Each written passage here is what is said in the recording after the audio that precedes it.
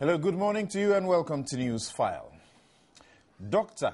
Kofi Konadu-Aprako to his own MPP. Don't tell me Nanado is well marketed. And I quote him. Look at President John Mahama. He has never run any presidential election in his life. He came for 4-5 months and was able to win. If you were the head of a family and your grandfather left 6 houses for you, in 4 years only 2 houses are left, won't people ask you to account for it? Question: why can't Nanado's supporters and the NPP take Dr. Apraku's call for a new flag bearer for 2016? Now, Workers' Union, the TUC, wants suspension of sale of dying Merebank to fortified Forties. A case of trying to shut the stable door long after the horse has bolted, and rushing to dissolve the old and forming a new board may be acts contemptuous of the courts hearing the case. So what? GNPC's $63.1 million office projects. That's a lot. Careless waste of scarce public funds, or uninformed noise by a media that allows its critical development needs to be solved with a million CD, 952 laptops, which its association got only 100 for distribution to its members. We'll be right back after this break.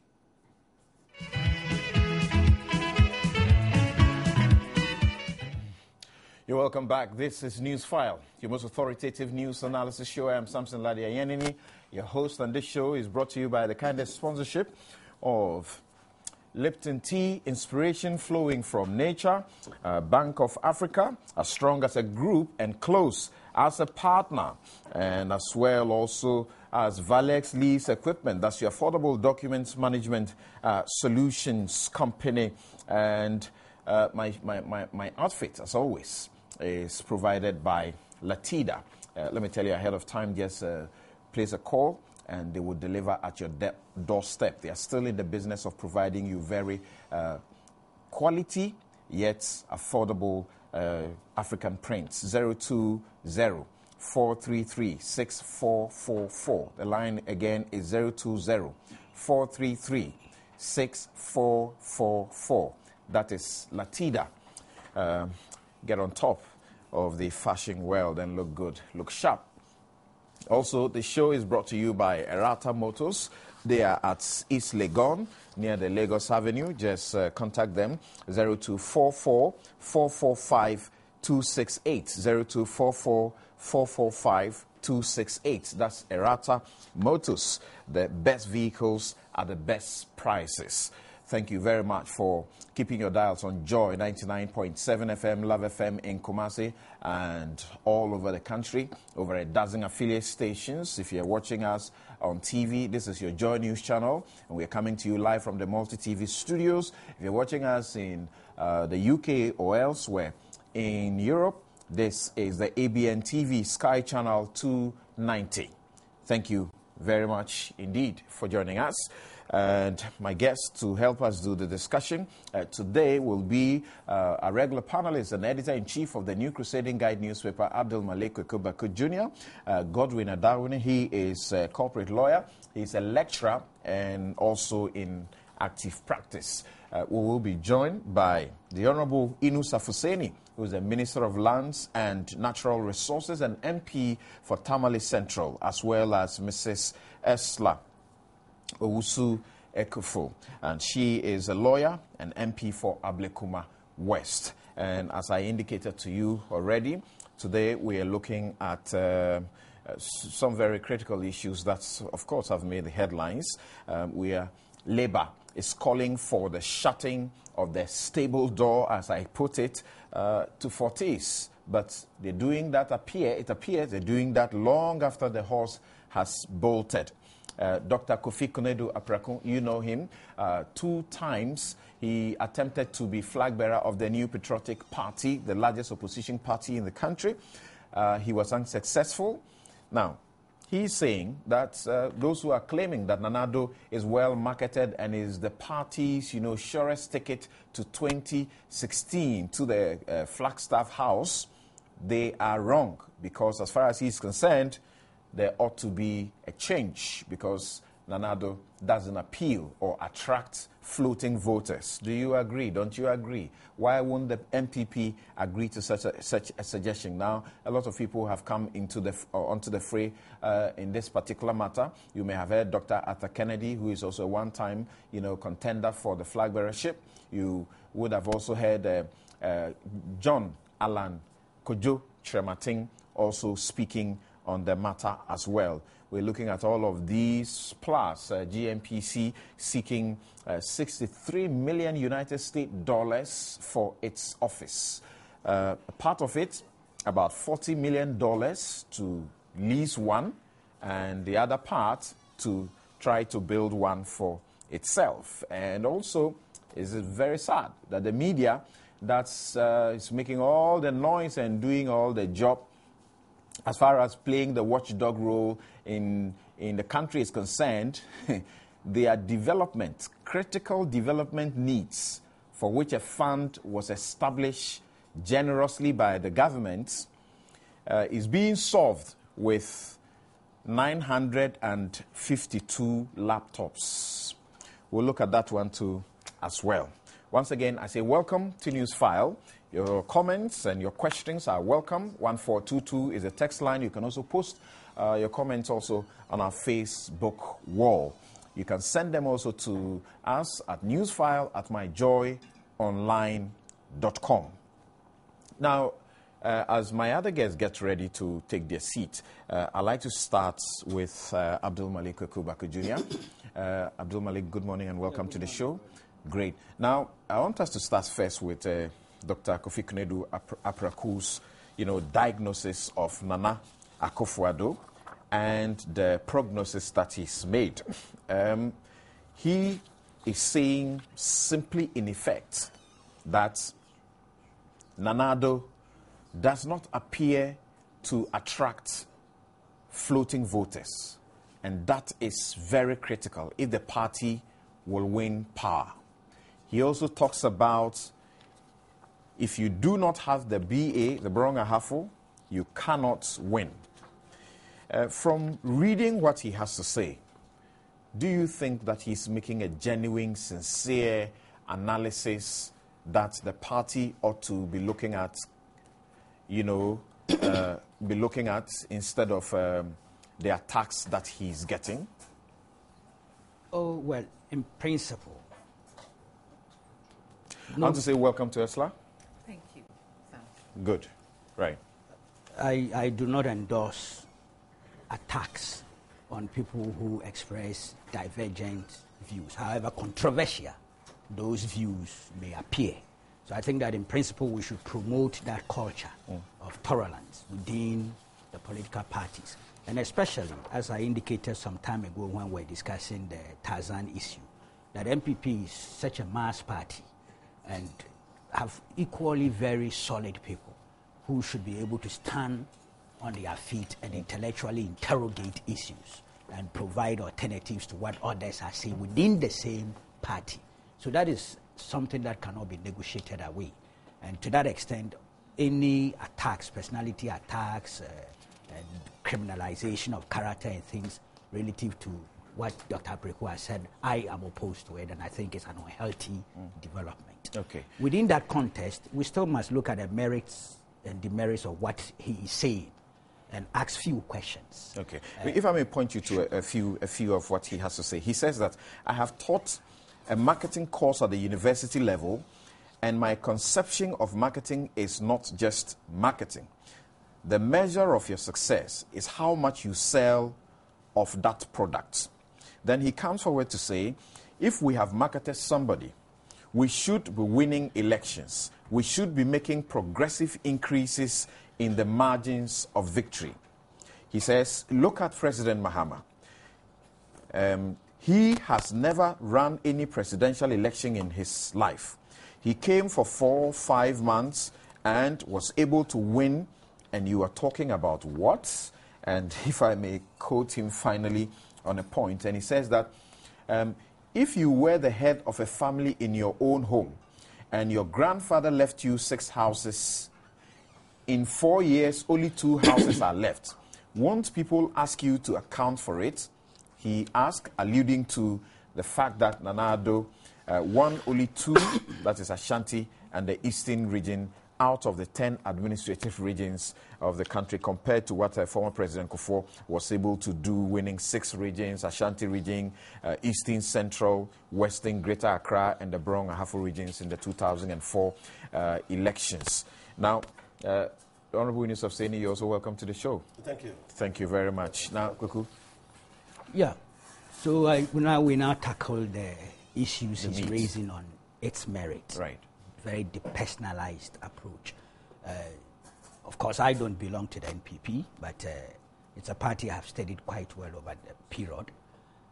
You know, because Dr. Preku is a presidential aspirant and has indicated his intention to run the race, sometimes whatever he says can be fairly or unfairly captured within that context. And there are both elements there. Some, he may be making very objective analysis in the larger interest of the party, but there could also be a self-serving element. He's human. So those 2 elements, admittedly, are captured in the drive that he's putting out there. People like the party's General Secretary has already accused him of doing that. Yes, but it is how you put it. It is how you put it. And as I've said, both elements are there. This is a human institution, and he's a human being, and he's already declared his intention. So it would drive some aspects of the things he's saying. But we can interrogate them objectively and find out the things he's saying. First and foremost, I'm one of those who is a bit uncomfortable with this thing of looking at our presidential results turnout on basis of regions. As far as I know, this country's presidential elections is run on a one-nation thing. It's a national constituency. So I have a problem with that theory. I can understand where they are coming from, but I have a certain difficulty because, see, I could lose a region, I could get 49% in a region, and you can get 51%. You've won the region, all right. But it doesn't mean I'm underrepresented in that region. You could still have a situation where a particular party that has won just 45 or 49% in that region is has a formidable presence. So if you are not careful and you proceed on that theory, on its face value, you may be doing a very dangerous thing to yourself. Let's do it this way. Hold on with the analysis. Yeah. I'll take preliminary comments and then we'll get into the meat. Just hold on with the analysis there for me. And it's good that we have Esla here. And today is also a very critical point for your party.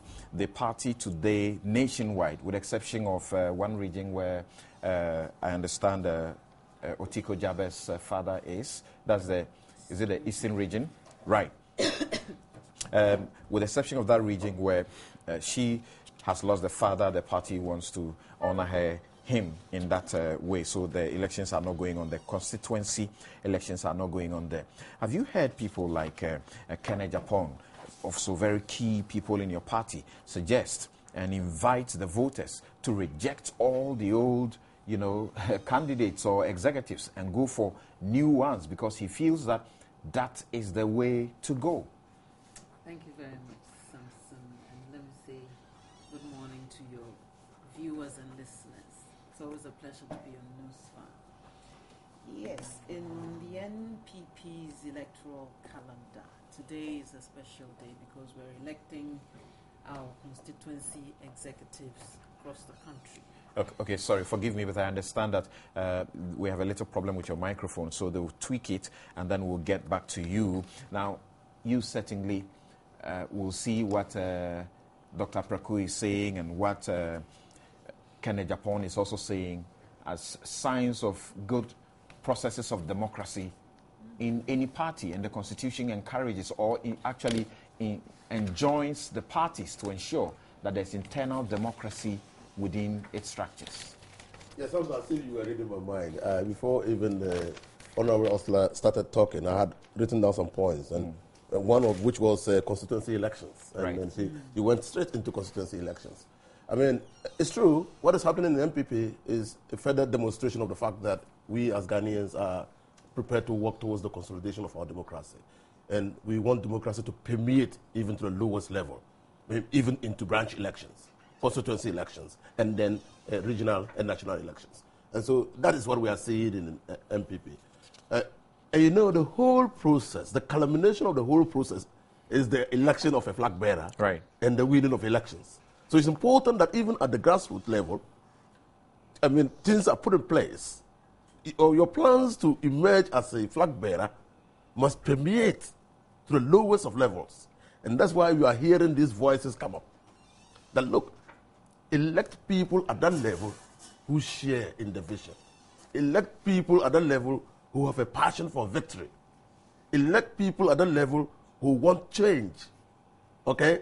So when you do that, it will have a cascading effect at the or even not cascading, snowballing.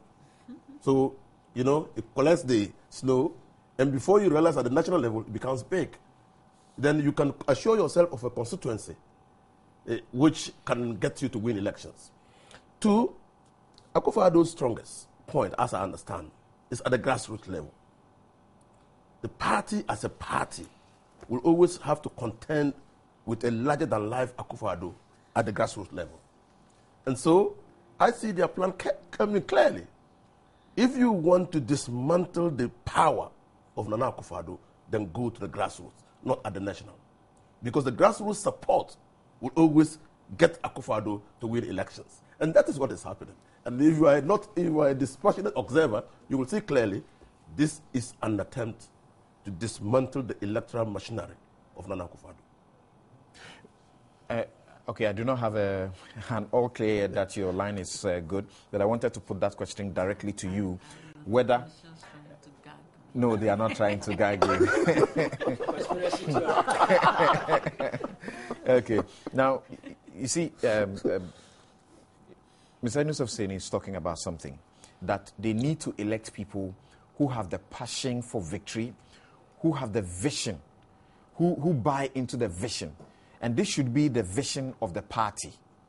And he ends up with the comment that, unfortunately, it appears that what is going on in the background is to push up or to get people who buy into the vision of certain individuals rather than that of the party. I suppose we are now on. SLS line is good. So you take that question for me. What was it again, please? Now, the sad development he talks about, that you need to get people who are dedicated, who have a passion for victory, and who buy into the vision of the party. And then he talks about that will have a cascading effect on the general elections. But the unfortunate part is how he ends. And he's not alone, and I'm sure he's picking the information from your own members.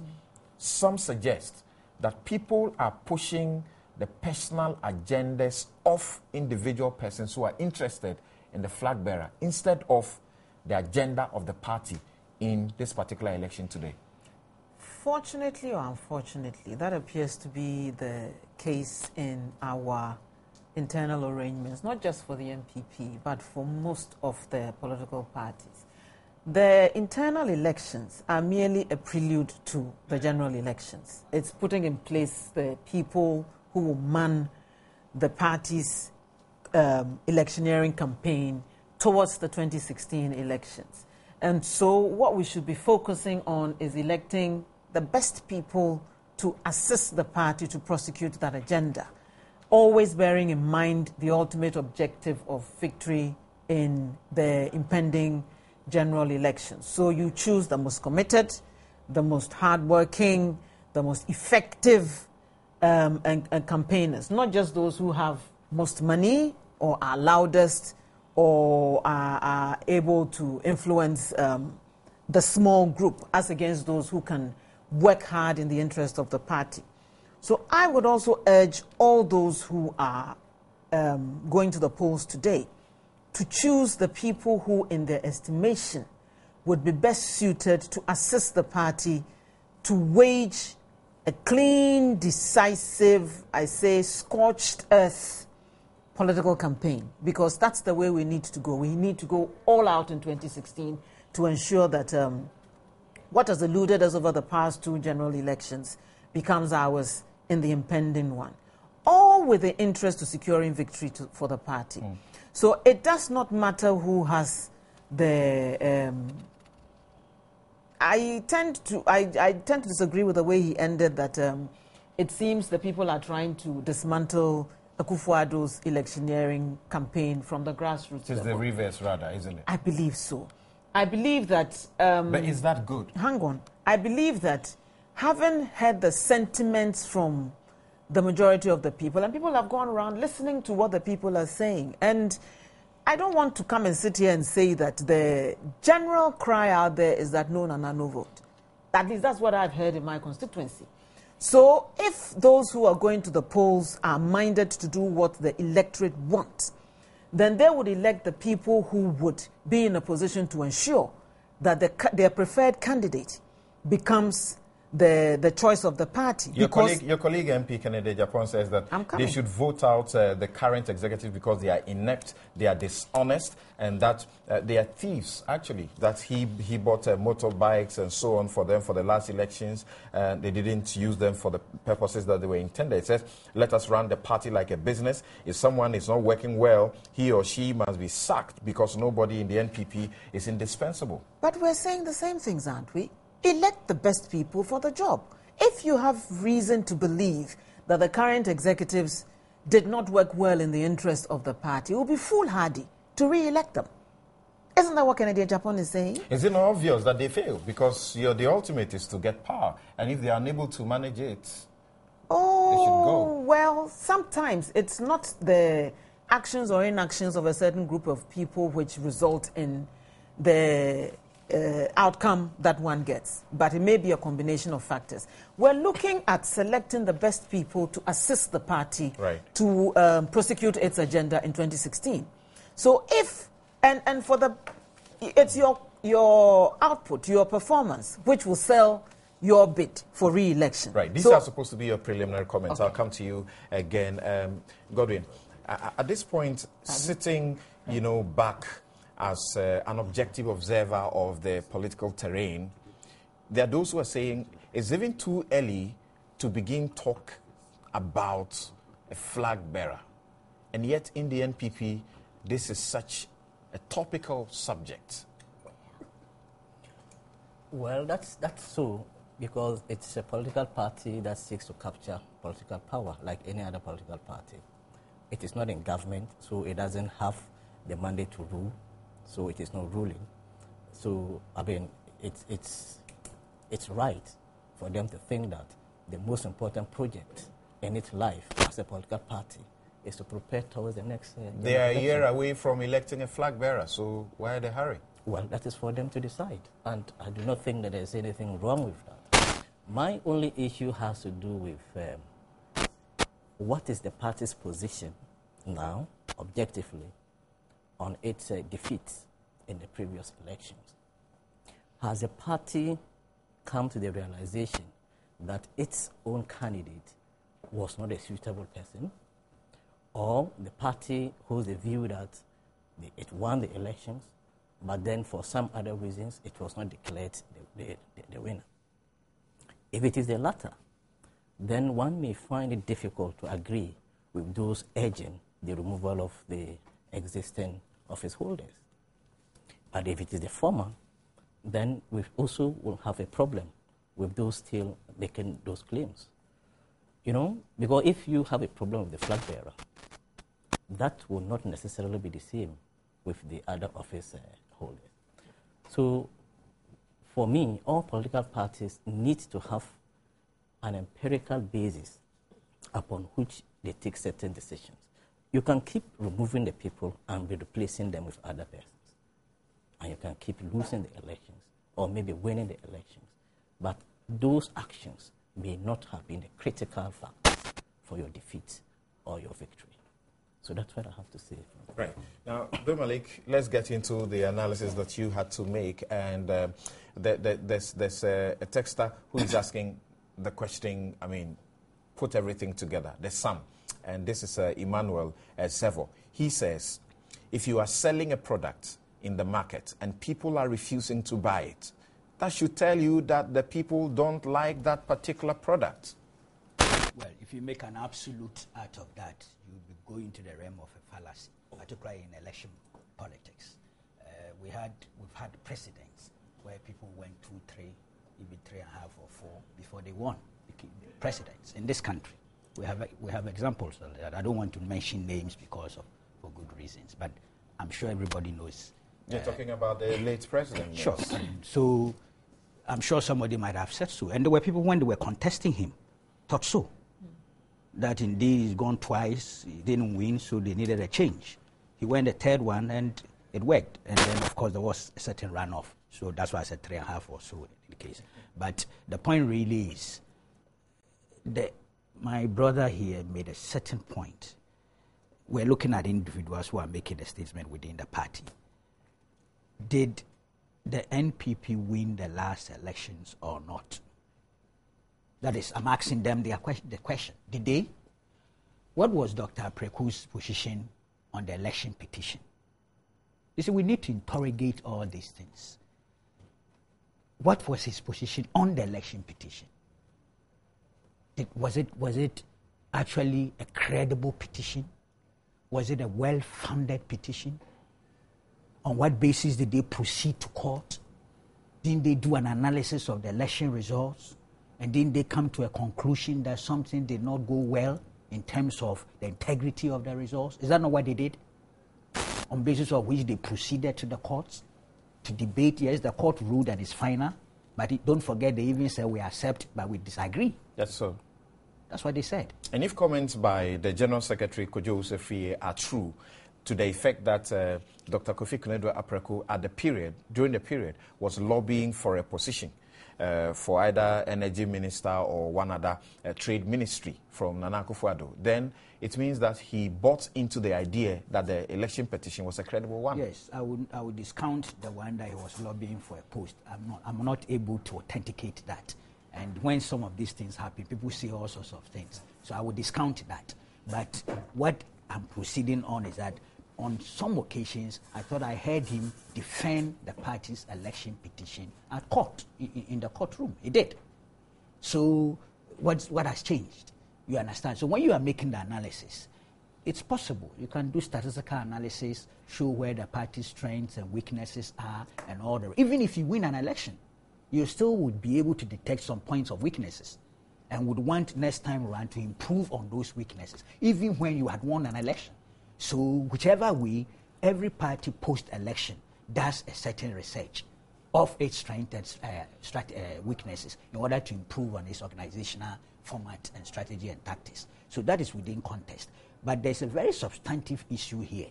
You declared to the whole world that you didn't lose an election, which means that you marketed a product that you think people bought. But for some quote-unquote rigging facility that was put in place, you did, and then you proceeded to court. And when the court ruled against you, you said, well, I accept, but I disagree. I disagree. Why? Why do you disagree? Because you were convinced you had won. So if you come back today and tell me that, look, we sold the product, and the product was not bought, so we should go with a new product, you see, I think there's a deficit in terms of honesty relative to the issue we are discussing. I have to be very blunt. This is not an insult. It's a critique, perhaps very harsh, but that's what it is. And then two, you see, the point about floating voters is true. But I think it was Inusa who made that point. You must first show your strength within, because it's a democratic competition. You must win the primaries of your party. Nobody is going to be able to sit somewhere. So because this man does not appeal to floating voters, and I don't know how you came by that analysis, but you might have come by it, fine. But competition demands that you run a race within and win.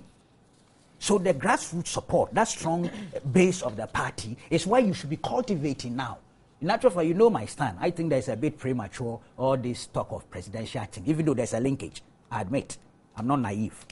I admit that what is going on at the constituency, regional, national level has certain linkages to what will happen in the future. I do. But it is how the sense of proportion that leaders must apply now, knowing that the presidential one is a bit further down the line.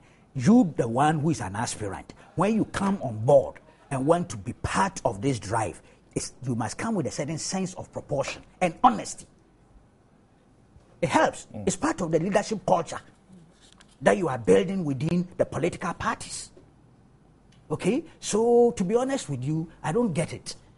You, the one who thinks floating voters will come to your side, please strengthen yourself within the party. Win the internal competition so that you can come forward. Because nobody is going to sit down and bargain that, oh, okay, because you appeal more to the floating voters, let's all allow you acclamation. It's not going to happen, particularly in that party.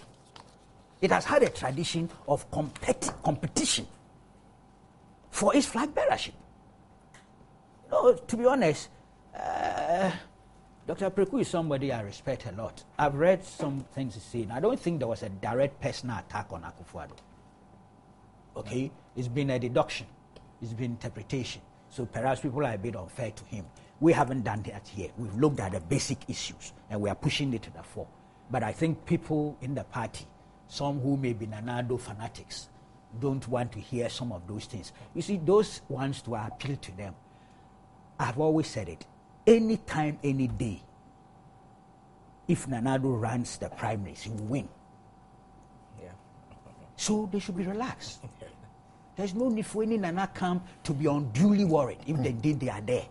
That itself may show a certain weakness, which I don't think would go to in the interest of Akufo-Addo in terms of his character, his image. Look, the floating voter thing, my view is this. Yes, Nana-Addo is somebody who's been bastardized a lot. It didn't start today. It began as far back as 1995, and I can prove it. And he suffered a lot of character assassination of unimaginable proportions in this country's politics.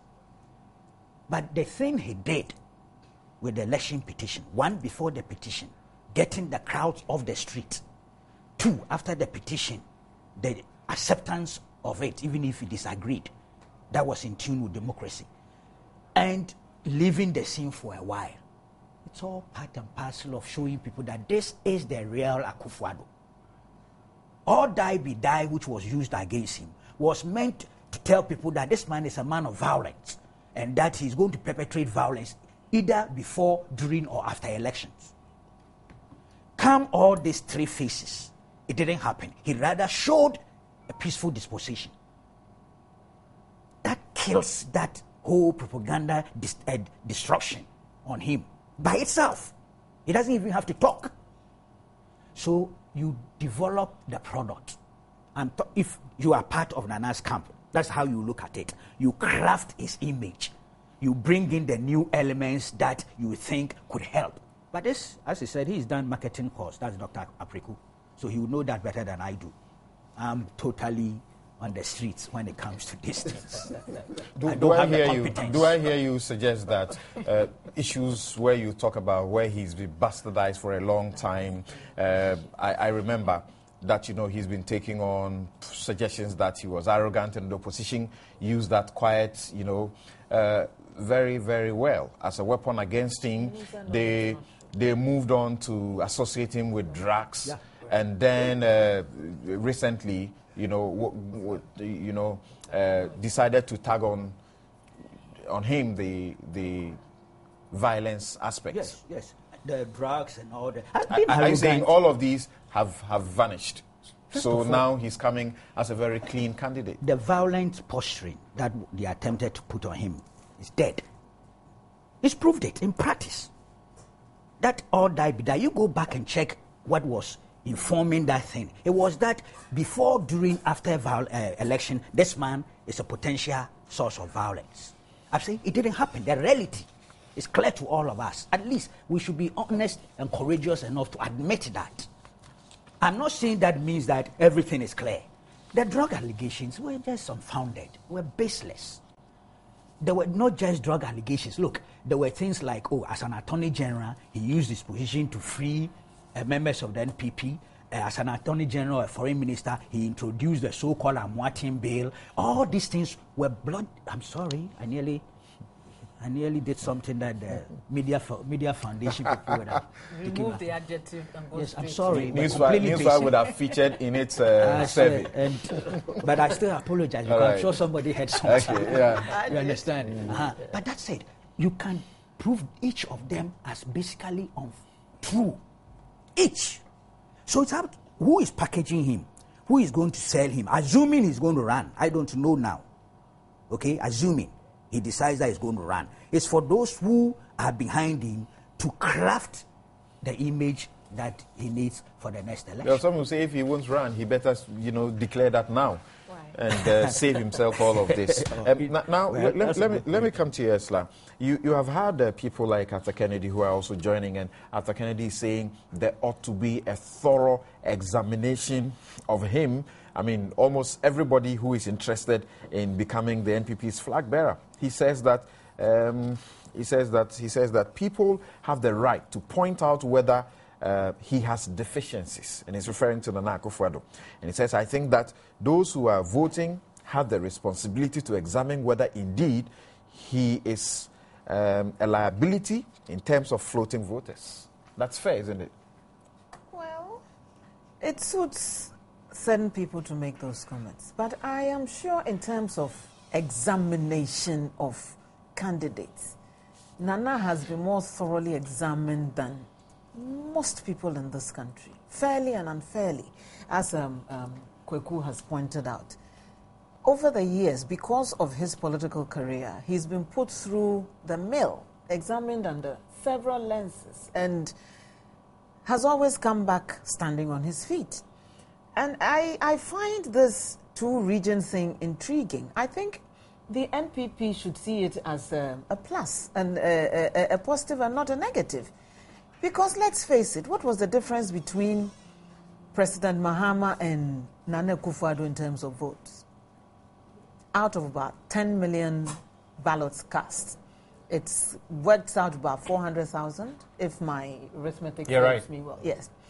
So if you can thump your chest and say you won 8 regions, and yet you only beat the person who you claim won only 2 regions by 400,000, you should be ashamed of yourself, in my opinion.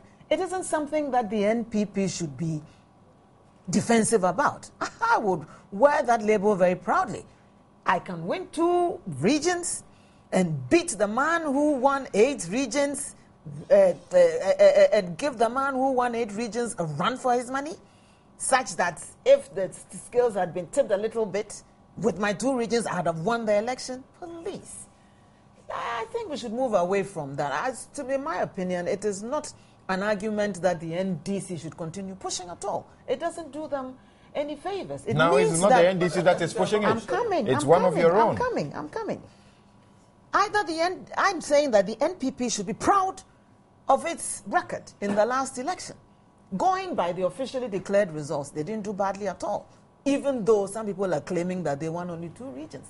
And if you can win 2 regions and get these kind of numbers, then you are definitely a force to reckon with. Secondly, it is not, Kweku has said this ad nauseum, that the presidential election is reckoned in terms of the whole country being one constituency. So where does this argument arise? Any candidate who contests for elections must have national appeal. You can have the 3 most populous regions or whatever and still lose the election. And John Mahama came close to doing that. He may have won 8 regions, but he came close to losing the election going by the officially declared results. So let us discuss the issue dispassionately. Who is the best candidate for the NPP to present in the next election? And the delegates will decide that. Everybody admits that Nana Akufo-Addo, if he decides to contest, is the man to beat. Why? He's a household name. He's demonstrated his mettle. He's shown that despite all the mud that has been thrown at him, he can, by 1 or 2 singular actions, dispel all the negative inferences that have been made about him and his conduct. And he's shown that he can command the respect of the people of Ghana. And people will look up to him and say that this man really does have the nation at heart. You examine the policies he puts on the ground, they make a lot of sense.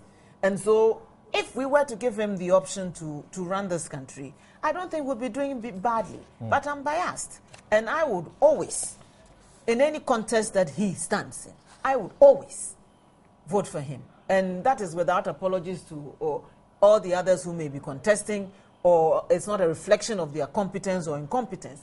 But we really want to pick the man who, in our estimation, will best guarantee us a shot at the presidency. And so, right now, from where I sit, nobody's convinced me that anyone else can do it better than he can. As to whether we ought to thoroughly examine him or not, we've done that in the past. If some people think that that examination is not enough and we need to conduct further examination, I'm sure he's not afraid of any contest.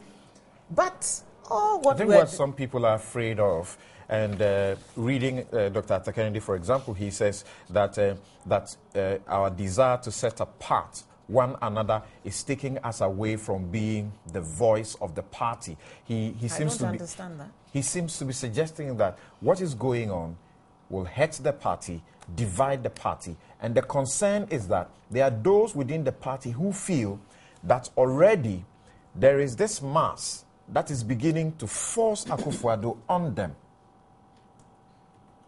Really? Not through elections. Is there going to be an acclamation? They don't want to hear, the group doesn't want to hear any other thing apart from Akufo-Addo is the one who should be going. But that's the way they believe. That's the way they think. You would deny anybody their choice because you don't think that way. You don't vilify, you don't attack those who also feel the other way. I am perfectly in agreement with the fact that in our bid to project our candidate, we shouldn't run down any other candidate. I am all for a clean, issues-based campaign. Tell the people why they should vote for your candidate. Sell your candidate, to use the marketing analogy that we've all been package, brand, and sell your candidate and market him in a manner which will make the majority of the purchasing public appreciate his values. But don't go running down any other, vilifying any other candidate, insulting any other candidate, tearing down. I don't agree with that. And I don't believe in that. Because I think that Nana-Addo can stand on his own feet and beat any competitor hands down.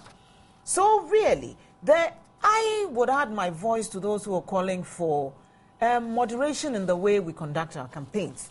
Because at the end of the day, if we end up throwing all this mud at ourselves, a lot of it will stick to us. Right. And our political opponents will also take advantage of that and use it against us. They did that in the 2008 elections. They did that in the 2012 elections. Why do we think they will act differently now? Sometimes it amazes me the way some of our people behave.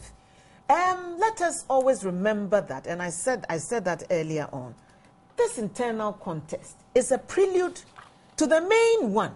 So our primary objective is 2016. All this is a means to that end. So we should never, ever lose sight of that fact. And whatever we do should put our best foot forward in terms of the general electioneering campaign. We shouldn't act in a manner which will cripple us and put a gun in the hands of our opponents and hand them the ammunition and turn the gun on ourselves, hold their fingers to the trigger and press it for them so they shoot at us. That to me would be shooting ourselves in the own foot. Let me and it's not in our interest, so please. Let me ask the minister. Dr. Aprako, for example, says that anywhere else, except places where people don't want to see progress, when you lose elections 2 times, you go back and assess yourself. And change is not always bad.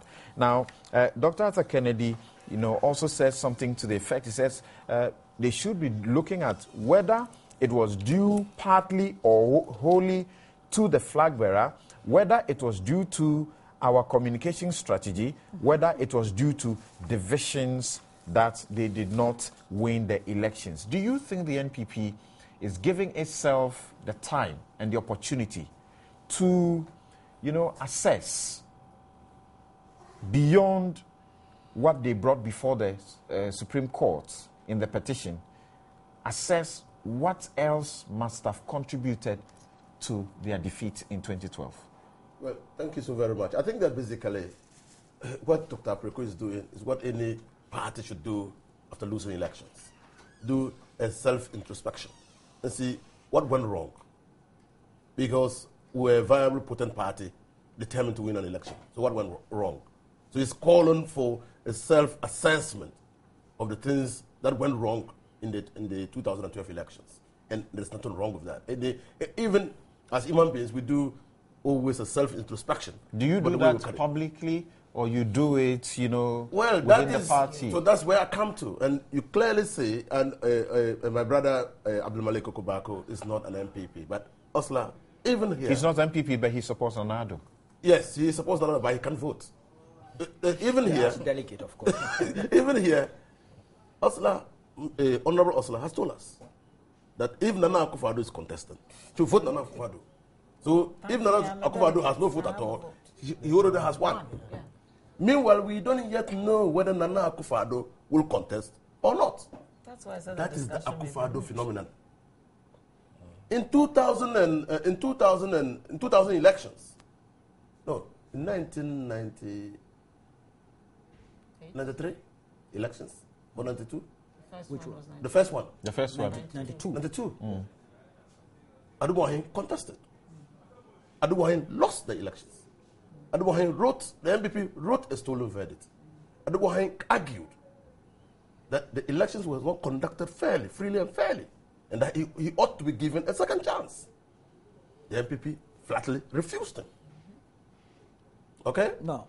Yes. No. What do you mean? But let's clarify. Oh. He contested the primaries and lost. Yes. That's what he meant. Yes, but said no, don't contest me even at the primaries. Yes, because we have written a stolen verdict. No, he didn't say that we shouldn't contest him at the primaries. Well, he didn't say he said so. No. And see, but he had supporters who believe that so. Absolutely, but he himself said so. He himself, may he rest in peace. I mean, he's in the. He himself said so. He said so. He said, look. If we have written, Professor Adubuahin said, if we had written that the elections had been stolen, it means by extension, logical extension, there was no election. So give me the chance to go. Is that so? But that was put to test at the Congress. And then he lost. Yes.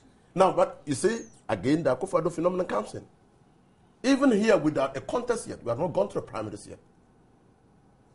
We are quite sure, even at this table, that Akufo-Addo will win the primaries if he decides to contest. At this stage, That is what Dr. Apreko is saying. He says, look, it is not in our favor to predetermine the outcome of our presidential primaries. We haven't predetermined it. Well, he's saying so. He's seeing the movement. He saw it right from the day that the Supreme Court made the declaration. That Sir John publicly announced. Those things were I aberrations. mean, no, but it happened on that day. I agree. They were political aberrations. We condemn them here. And executives from region to region have been coming and asking him that it's you we want. We condemn that. When he said he was going to London or wherever to rest for a few days, they said, look, cut short your stay and come back. We need you here. That is the phenomenon Apreko is inviting all of us, and particularly the MPP, to reconsider.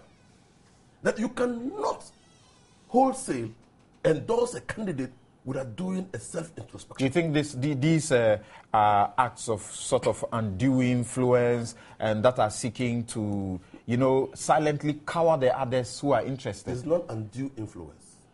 And we go back to what should it be? A tyranny of the minority? No, not the so.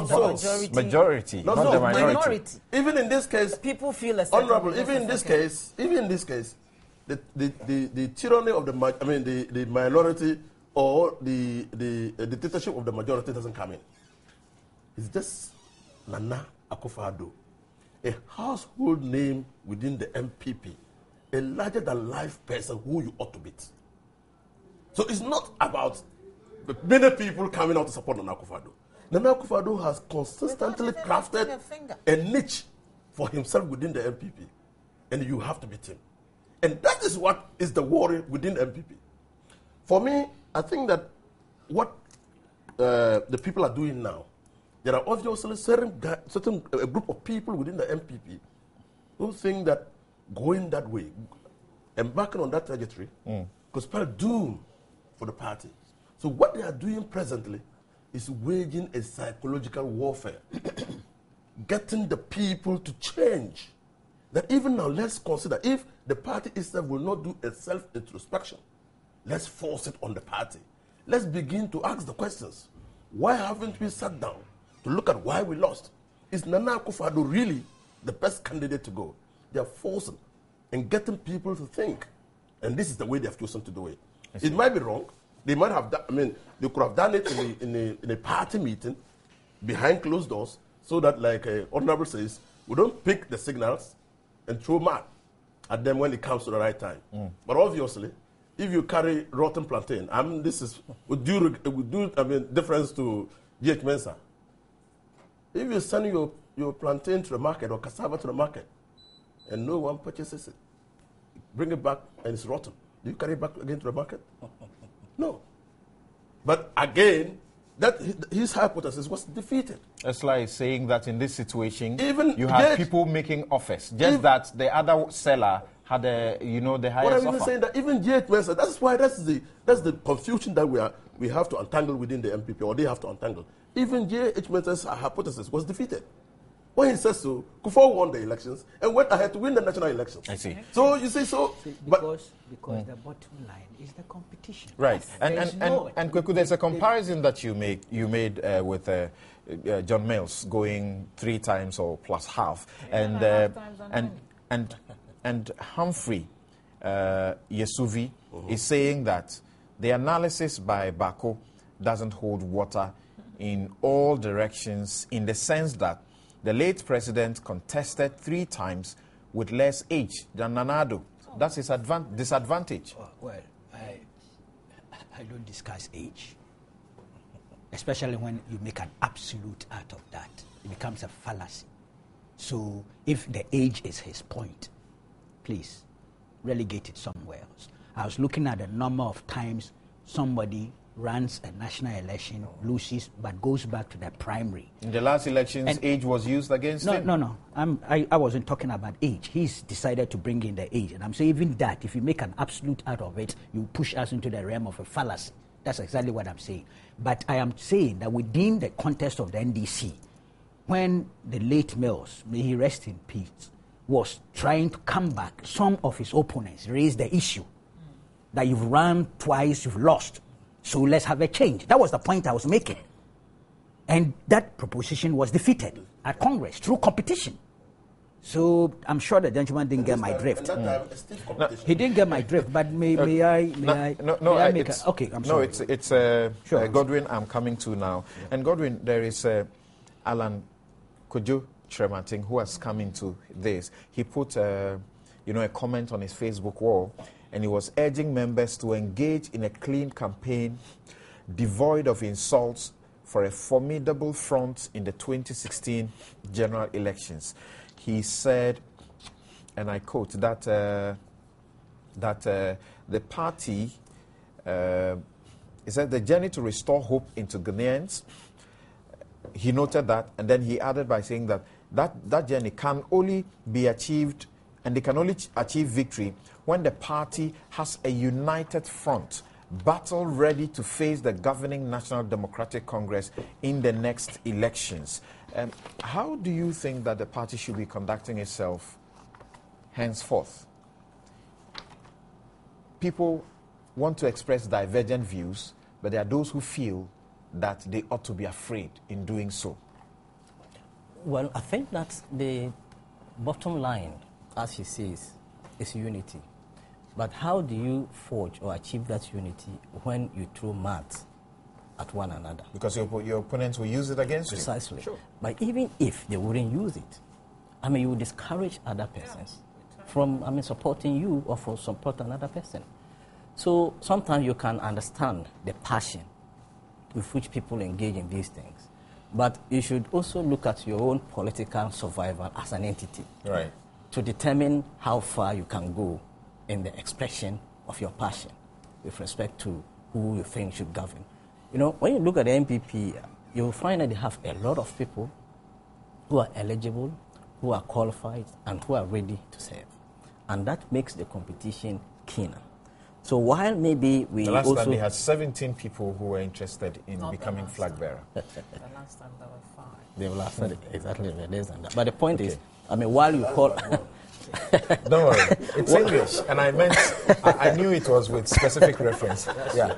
Is it while you call upon others to, I mean, not to go that far, they should also, the others should also understand that it's a keen competition. You should have a very big heart to stomach some of them and to ignore some of them. Because honestly, when you listen to the airwaves and you hear some of the people making these comments, I mean, you do well by ignoring them.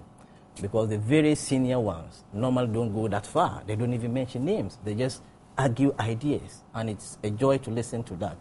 But I think that all in all, I mean, the political landscape must be characterized by exchange of ideas, however forceful that may be. Because you can imagine supporters of the Akufo-Addo coming in to point to President Kufuor and then the late Mills to say that these people didn't get it at the first attempt. They got it after they lost and tried again. And that can be a strong point to make. You can't tell what the circumstances will be in 2015, 2016. But it may also be said that, well, those are exceptional cases because those individuals contested against some other individuals who are very different from the persons that Nana will be contesting against. It's a very complex thing that you cannot rely on one theory to justify a particular position, which is the more reason why you should allow everybody who has a view to express it, so that at the end of the day, those going to take the decision will have a range of ideas which will inform that particular decision. But when you go at people, insulting them, attacking them, calling them names, other persons will stay back, and the party will be the loser in terms of information to decide. All right, thank you very much. John Owusu says, Samson, it is important to tell Dr. Apraku and Dr. Atha-Kennedy that true leaders demonstrate integrity by example. What did they do when they were in charge of the campaign team? Interesting. Well, and going by Apraku's own analogy, I don't think he should be thinking of contesting because he's lost 3 times already. He's not been presented to the Ghanaian people. He's lost in primaries 3 times already. Yes. So why should he contest primaries again, going by his own analogy? I don't think he should also examine his own suitability first before putting himself in. Course. Well, so he should apply his own lessons to himself. Okay, Kapiri didn't mean that really. I need to tell you, you're watching and you're listening to Newsfile. This is your most authoritative news analysis show and is brought to you also by Star Assurance. That is your 2012 CIMG award-winning general insurance company in Ghana. And they're just inviting you to come over or to just give them a call, 0302-240-632, 0302-240-632, or visit them at starassurance.com, and you will be shocked how they are going to treat you. Star Assurance, that's your CIMG Insurance Company of the year 2012. Star Assurance, that's your solid partner. And the Mirror is 60 years, and they are inviting all of us to celebrate with them. So your favorite weekend paper, that's the Mirror, is celebrating its 60th anniversary, and as part of the celebration with their valued readers, they are giving you more and fresh content to read over more days. Starting this week, the Mirror is out.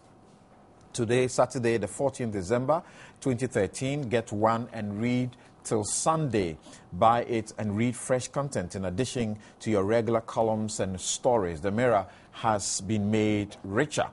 Do not miss the opportunity to buy one today from your regular vendor. Mirror, Ghana's popular weekly since 1953. We'll be right back after this break.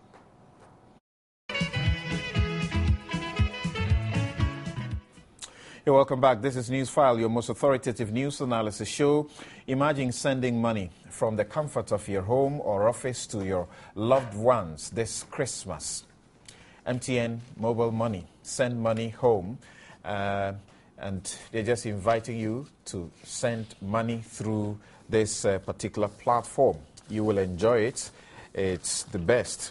And they are saying that I should let you know that this exciting offer is available for you for all of the period of the season. That just send 100 Ghana cedis or more from your wallet to the wallet of your friends or family and receive 10 Ghana cedis free airtime. Customers who send 500 Ghana cedis or more will receive 50 Ghana cedis gift voucher in addition to the 10 Ghana cedis free airtime. The offer is also open to customers who receive 100 or more from abroad through MTN Mobile Money. Register for MTN Mobile Money at any of the MTN outlets or MTN Mobile Money merchant points with a valid ID card. Connect with MTN Mobile Money this Christmas and send smiles home. Promotion ends on January 5, 2014. Terms and conditions apply. MTN Mobile Money. It's safe, secure, and convenient. Welcome to the new world. And Vital Mineral Water is full of essential minerals that revitalizes your body. I urge you to get Vital Mineral Water, which is uniquely Ghanaian with a world-class touch, distinctively labeled in red, and the Jinyame symbol embossed on the bottle. It's truly Ghanaian with a difference. Vital Mineral Water, your new experience mineral water. And need I tell you again about Erata Motors? They are still in the business of providing you the best vehicles at the best prices, slightly used or brand new. Just contact them at East Legon near Lagos Avenue, and you will be surprised the deal that they have for you. This show is also brought to you by the kind sponsorship of Lipton Tea. Join Lipton Tea on the journey of refreshment and vitality. The world's favorite hot tea brand will give you the needed level of alertness to start your day. So take another look at your day and begin with a cup of Lipton for natural refreshment in mind and body. Lipton Tea, inspiration flowing from nature. Now, I've got a few text messages around, and then we'll go on to the next issue that has to do with labor, coming into the Fortis Merchant Bank sale brouhaha and calling for a suspension of the deal. We'll deal with that one. But I've got some people who are sending in messages. Bonti Benjamin says that I'm appealing to the rank and file of the NPP to cease fire and let us work hard for victory in 2016, because the poor Ghanaian will not forgive us if we fail to rescue Ghana from the hands of the NDC, come what may. That sounds like all that we die, yeah? Frank Kojo Anderson says, should they not focus on understanding why they lost the elections?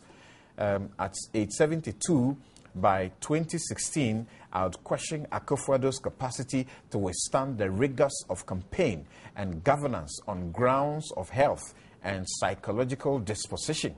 The world has moved on.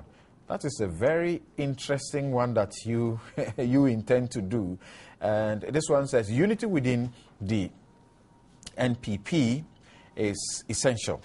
And it says, unity within the NPP alone will not necessarily be enough to win the 2016 elections. If Akufo-Addo doesn't run and the party sidesteps Bawumia and instead presents an Ashanti candidate, they can forget it. Very interesting comments there. Esla, do you want to take a minute's bite at some of these comments? Age? How old was Mandela when he became president? It is not so... Really? That's Mandela. Who would have thought that at 76, someone could come and govern his country that the world would be eulogizing him even today? let's not just discount people's contributions on the basis of how old they are. That is also discrimination. And our law frowns upon it. Some will turn the Mandela lesson the reverse and say, look up to Mandela, and if you try once and you don't get it, step aside. He tried and spent 27 years of his life in prison. Did he give up on his country? Even after failing and being in prison for 27 years? Right. I think not. For me, the lessons of his life are threefold. And I saw that you wanted us to talk about it, but we somehow glossed over it. One, you're never too old to serve your country. If you believe you have something to contribute, no matter how old you are, you can still contribute. Right. Two, you should know when enough is enough and when to leave the stage. After one term, if he had wanted to go again, I'm sure the people would have voted for him. But he said, I've come, I've done my bit. Right. It's time to move on. And three, what was the third one again? But you certainly love the tone of this other message from the other gentleman who says that look, forget it if you don't put Nanado up and if you don't add Bawumia to it. Oh, let us not get into that at this stage. I think that, like you're saying, every candidate will be thoroughly examined to determine whether they are fit for the position or not. No, at this very moment, you support Nanado. You can't support Bawumia as well? Why is that difficult? Who says I don't? That's the question, and I wanted you to... Who says I won't support any other candidate who comes up? I'm saying that for now, if Nana Akufo-Addo were to stand, I will vote for him. You are actually asking him to stand. I can't compel him to. No, you're asking him to stand, right? I cannot compel him. Would you ask Bawumia to also... It is a decision that he has to make. And if he chooses not to, then the field is open. And would you advise him to ignore Bawumia this time if he is chosen? Would I advise who? Nanado. Why would I do that? If he does that, how will you feel? If he does what? If he neglects Bawumia, if he doesn't choose Bawumia. Has he neglected Bawumia? No, I'm saying if he's chosen and he decides that I don't want Bawumia, how would you feel? Moot. He's chosen and he says he doesn't want Bawumia as what? As his running mate. I mean, you're entering into the realm of speculation. The ifs can be endless. I see. So please. We are not in 2014 yet, and we are talking about... No, you are urging me to come on. Allow me to speculate. Right now, we're thinking about the flag bearer. And the flag bearer has a right to choose his running mate. But if the demonstration of confidence that Nana has exhibited in Bawumia in the past is anything to go by, I'd be surprised if he's chosen and decides to change the ticket. Okay. But that's not to say I will urge him to do that. You've come to it. So the field is... why are you not considering me too? That's all right. That's all right. We should also be talking about me as a possible... Okay. All right, now, this is Newsfile. Your messages are welcome. 1422, that's the text line. You can also post your comments on our Facebook wall, comments or questions on our Facebook wall, or send them to newsfile@myjoyonline.com. My guests, Abdul Malik Kubako Jr., Godwin Adawine, Esla Owusu Ekofo, and Inusa Fusaini. Now, we move to this other matter of the sale of Merchant Bank. Labour is getting into the fray, and they are saying that it will be prudent to halt the process at this point. And the question I ask is, are they now trying to shut the stable door when the horse has already bolted? Honourable, start with you, Honourable Yunus Seni. Well, I think basically that's exactly what they are doing, and probably they also have some few questions to answer. Where were they when the decision to offload the shares and merchant? They have a representation on the board. Well, so what did their representative tell them when he returned to brief them on what was happening at the time? He approved it because he felt it was a good deal. Well, so but that's their representative. If you have a representative who has represented you, have voted on the matter, you are deemed to have voted on that matter. I mean, so let's not. You see, the difficulty I have is the emotional charges that have been released into the issue of the Fortis deal. And if you don't take time, that be clouds whatever happens. I I welcome the institution of the suit in court to determine the propriety of the transaction. But that is not to say that public institutions charged with the responsibility of performing certain functions are presumed to perform them efficiently and in accordance with the law, unless the contrary is proved. And this is a presumption that all everyone is entitled to. Those who are taking decisions are entitled to make. You see, we know that before Fortis came Rand made an offer. Rand's offer was evaluated. That offer was rejected. Nobody questioned at that time why the offer was rejected. After some time, first bank or Fortis came in and also made an offer. I understand.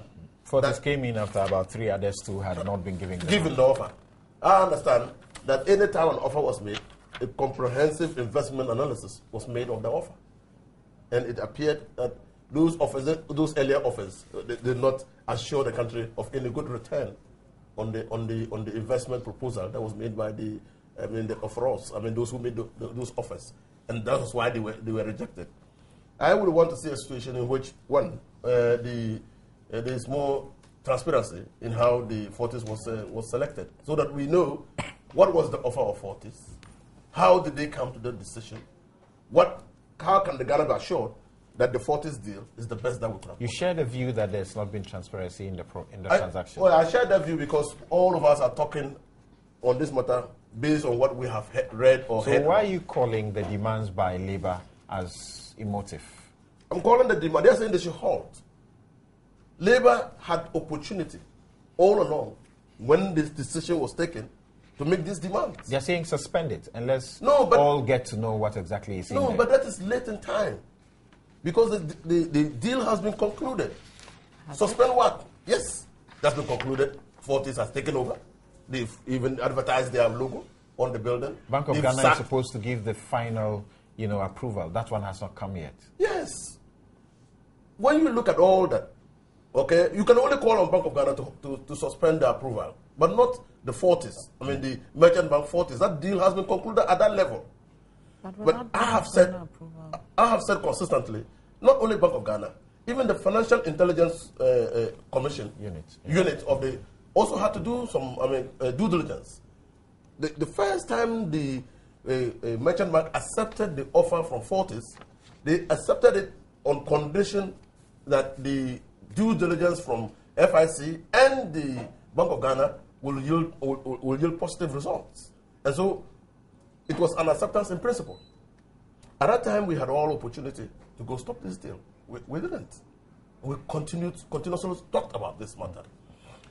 Now, I have said in other respects that probably in that matter, and I had opportunity to talk to some people, some of the guys who are in the matter. The merchant bank is held largely by Senate and the TUC and other shareholders. What we need to know is, how did the board come to that decision? Was it shareholders at the AGM where the people decided that, well, the way our bank is going, we can no longer continue to support it with workers' salary or workers' money. So we need to offload some shares so that we can guarantee workers of a good return on their money. If that was so, if that wasn't so, how did the board come to that decision? Okay, we need to interrogate that. When we do so, we need to know why some board members refused. What was it? When they refused, what did they do? Okay, again, that will give us assurances that all the people who were there were working independently and working. It's been quite a while since people started calling for some more information about the whole transaction.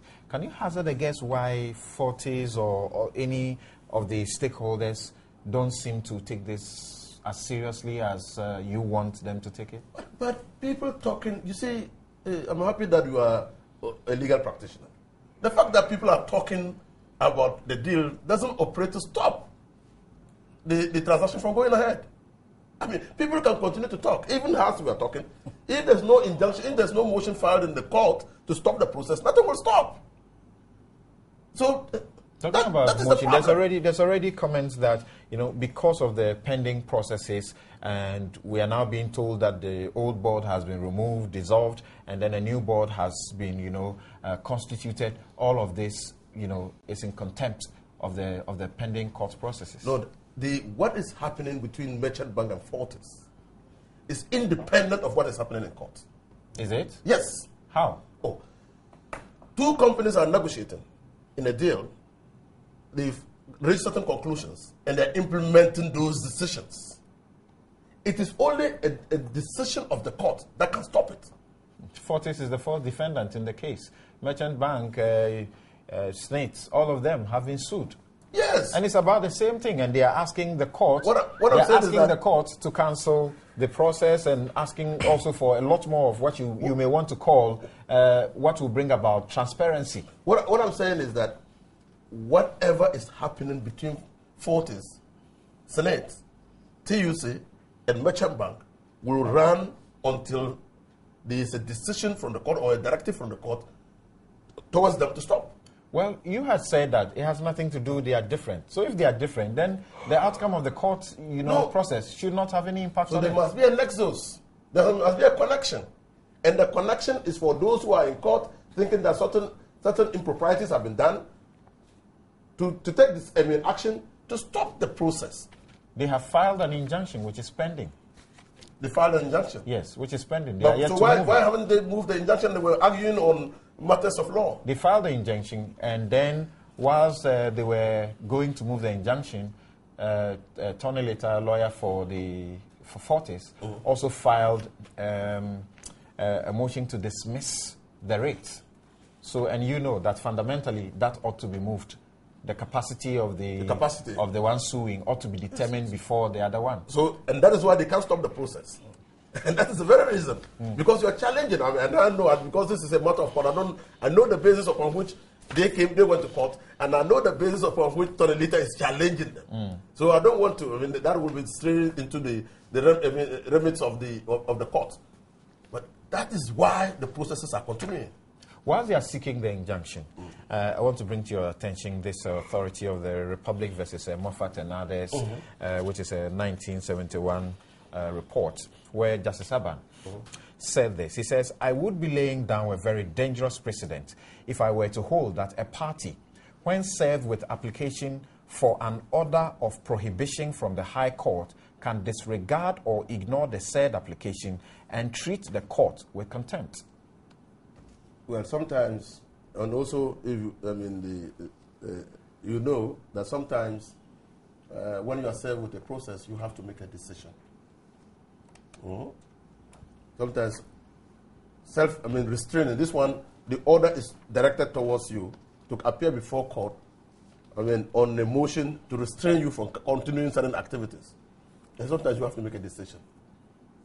You have to make a cost-benefit analysis of the decision. Right. Esra, let me take your views on this. Labour, is it too late for them, the call they are making? I think it's better late than never. They may have belatedly woken up to the realization that it is workers' pension contributions that are at stake here, and that if actions by the manager of the pension funds may affect the value of their investments, then they need to take an interest. So, in my opinion, they probably ought to have acted much earlier or spoken up much earlier. But it is good that they are also adding their voice to it. And they're urging a suspension of the sale of the processes so that further investigations are conducted to assure them who are workers, organized labor, that everything is kosher and it is in their interest that this deal goes on. And if it is not in their interest, that other measures are taken. And I think that somebody should be listening, because over the world, mismanagement of pension funds is a huge problem. And it affects people who've served their nation in their productive years, and the little monies that they're supposed to rely on after retirement, because they've been mismanaged, have ended up putting them in a very perilous state in terms of how they fend for themselves in the twilight years. So it is an issue which necessarily becomes emotive, because you can see yourself in their position.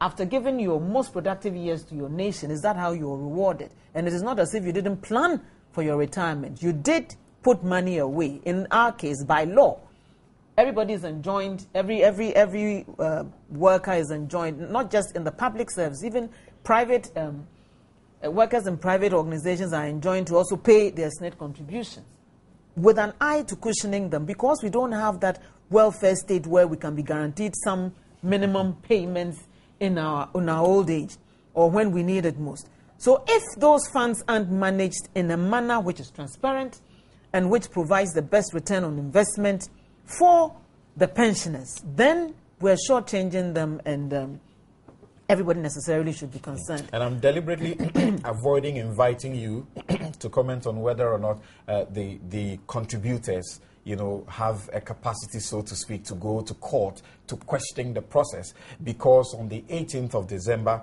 the court will make a decision on that one.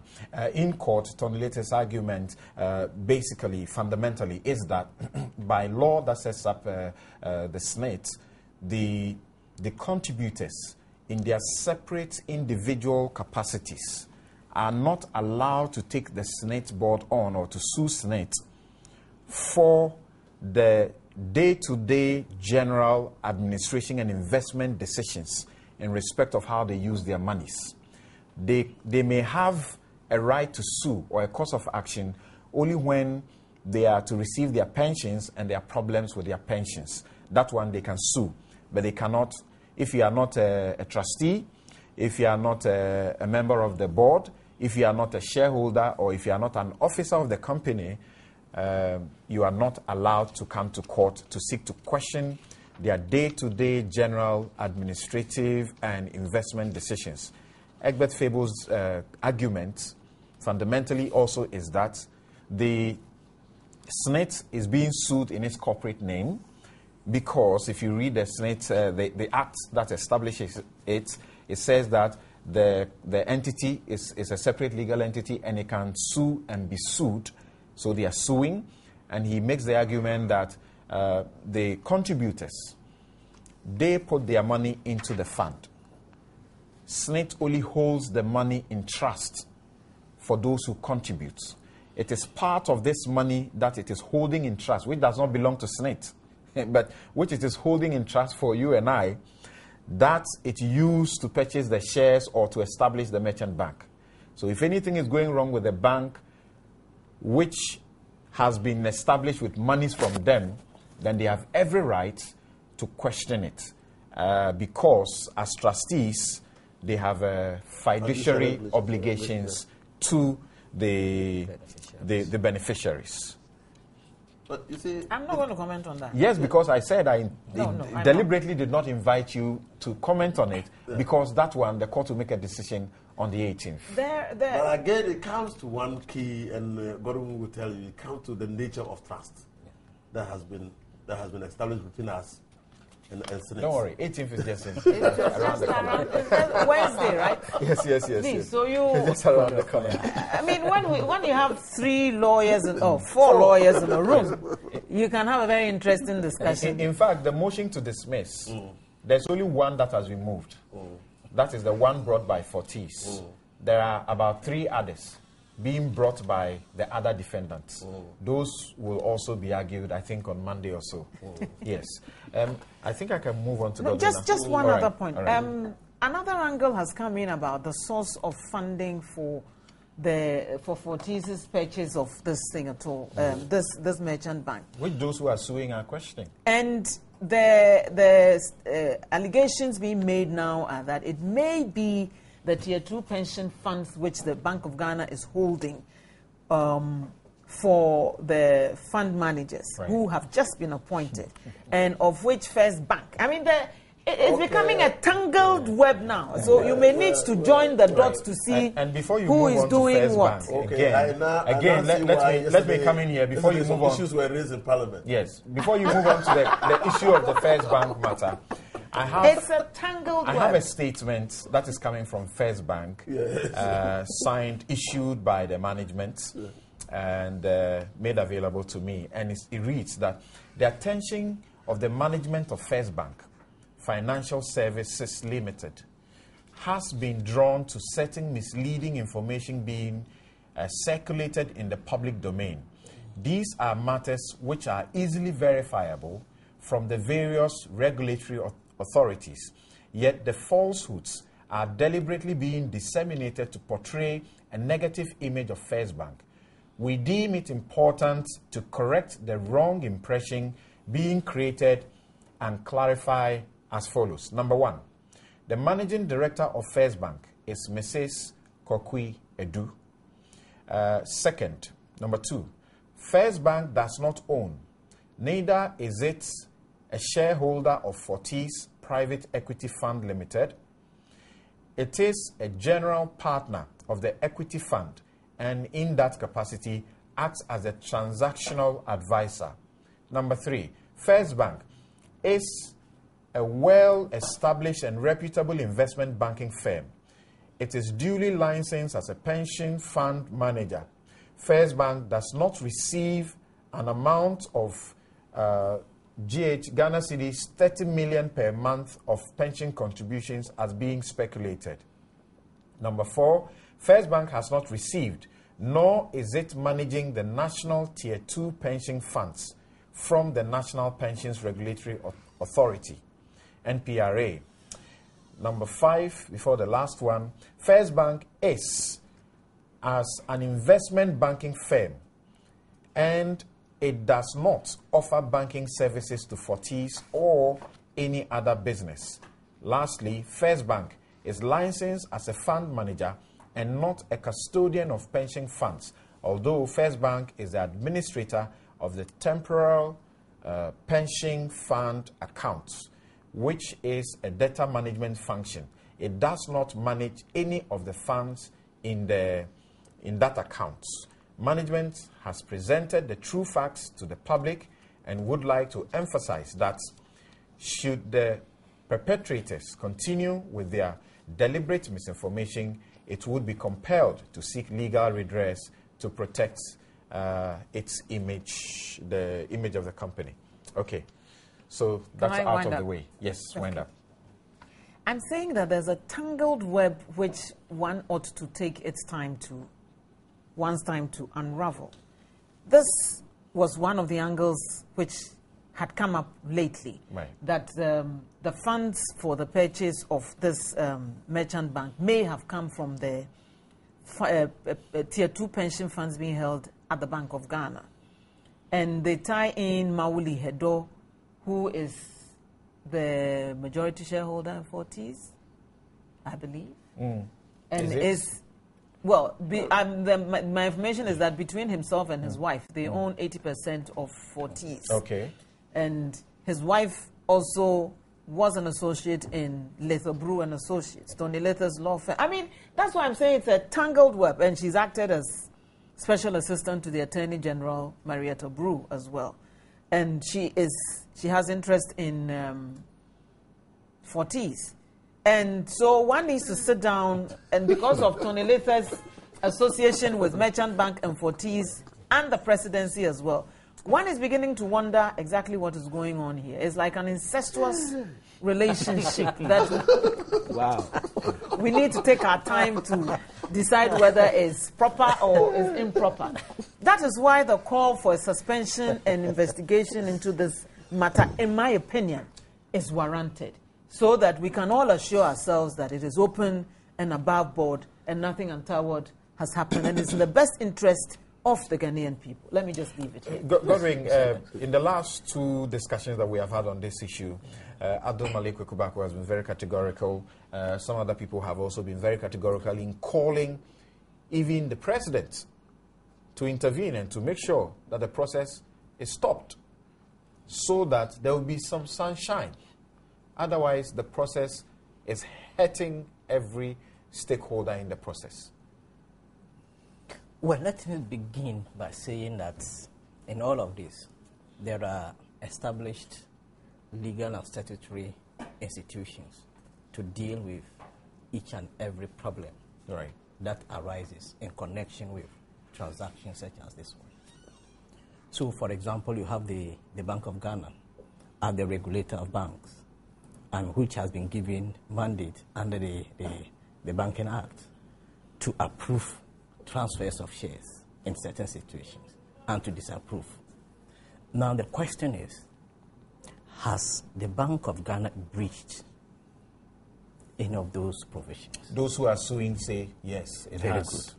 So that then suggests that there is a forum where such problems can be redressed. And that is how the legal system has sought to deal with the problem. People may well have very legitimate and genuine concerns about this. People are raising issues of transparency. And I think transparency is a very important virtue when it comes to the management of public affairs. But we should also look at the kinds of transparency that we're talking about. The law has its own notion of transparency. So there are processes to achieve that. When you are dealing with a completely, purely private entity, it may be different from when you are dealing with an entity which has workers' money in it. You are right. She just spoke about some of the wild allegations going round, and even in the House of Parliament, that august house, the MPs are speculating. Why do you think that Fortis and the others who have a major stake are not coming forward with sufficient information? And where they have signed some, terse press statements, anonymous. Well, let's say that statutory and regulatory bodies must listen. Right. But we cannot also say that every single comment they should listen to and stop their regulatory work.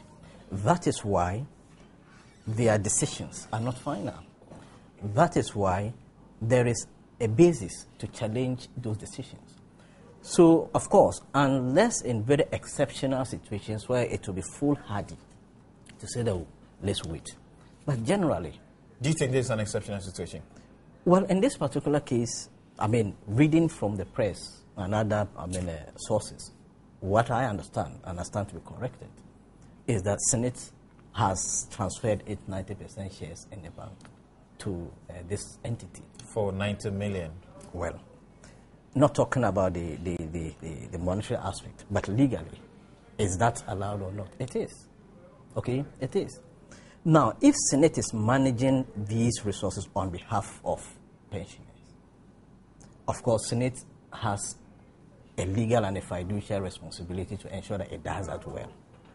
There are legal mechanisms and processes for enforcing that. Okay? So if we think that there is something wrong, there is an avenue to address that. Now, but the law doesn't give the authority to the bank, that is Merchant Bank, and Senate alone to conclude this transaction. The Bank of Ghana, representing the state, has been given statutory mandate to regulate those decisions with the view to ensuring that whatever is taken as a decision is not detrimental to the bank. And mind you, the law gives the power to the Bank of Ghana to determine the suitability or otherwise, or the appropriateness of otherwise of this. Question is, who substitute his or her understanding of what is appropriate for that of the bank? Of course, there are legal mechanisms to deal with abuse of discretionary powers. But beside that, the law must have envisaged a situation in which a decision taken by a regulatory body may not be the best. But it is not the best that the law is always looking at. You must not fall below a certain minimum standard. Question is, although I am not saying that is the case, the decision that the Bank of Ghana may have taken may not be the best.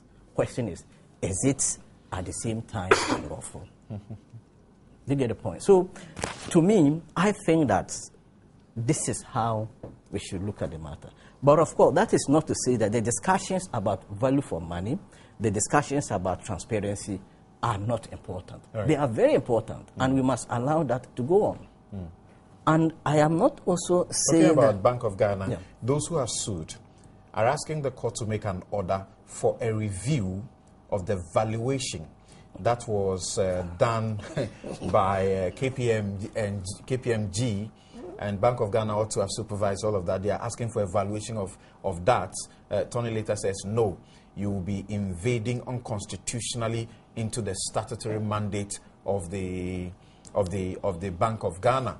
They are asking for a disclosure of the source of funding that where Fortis got the 90 million, and that will cure the mischief that is coming up about where the money is coming from. They want not only a disclosure, but a disclosure that compels them to publish that in the national dailies. This is where Tony later replied to Egbert Fable and said that was a political rabble-rousing. And Egbert Fable also went into a certain case and showed that a political rabble-rousing can be part of the process. I do not intend to go into the details, but generally speaking, I mean, the point is, if the law mandates you, for example, Samson, to evaluate a certain transaction and to determine its appropriateness, whose decision on the matter is final? I may have a different view about it, but that's okay. I am not the person to take the decision. However, the law may have specified procedures by which you will have to come to a conclusion regarding that. If you violate those procedures, then I can take you on. But if you comply with all of that and come to a certain determination, that is you coming to the determination, and it's you the law has put there to determine. So we can all have different views, which we should be allowed to express.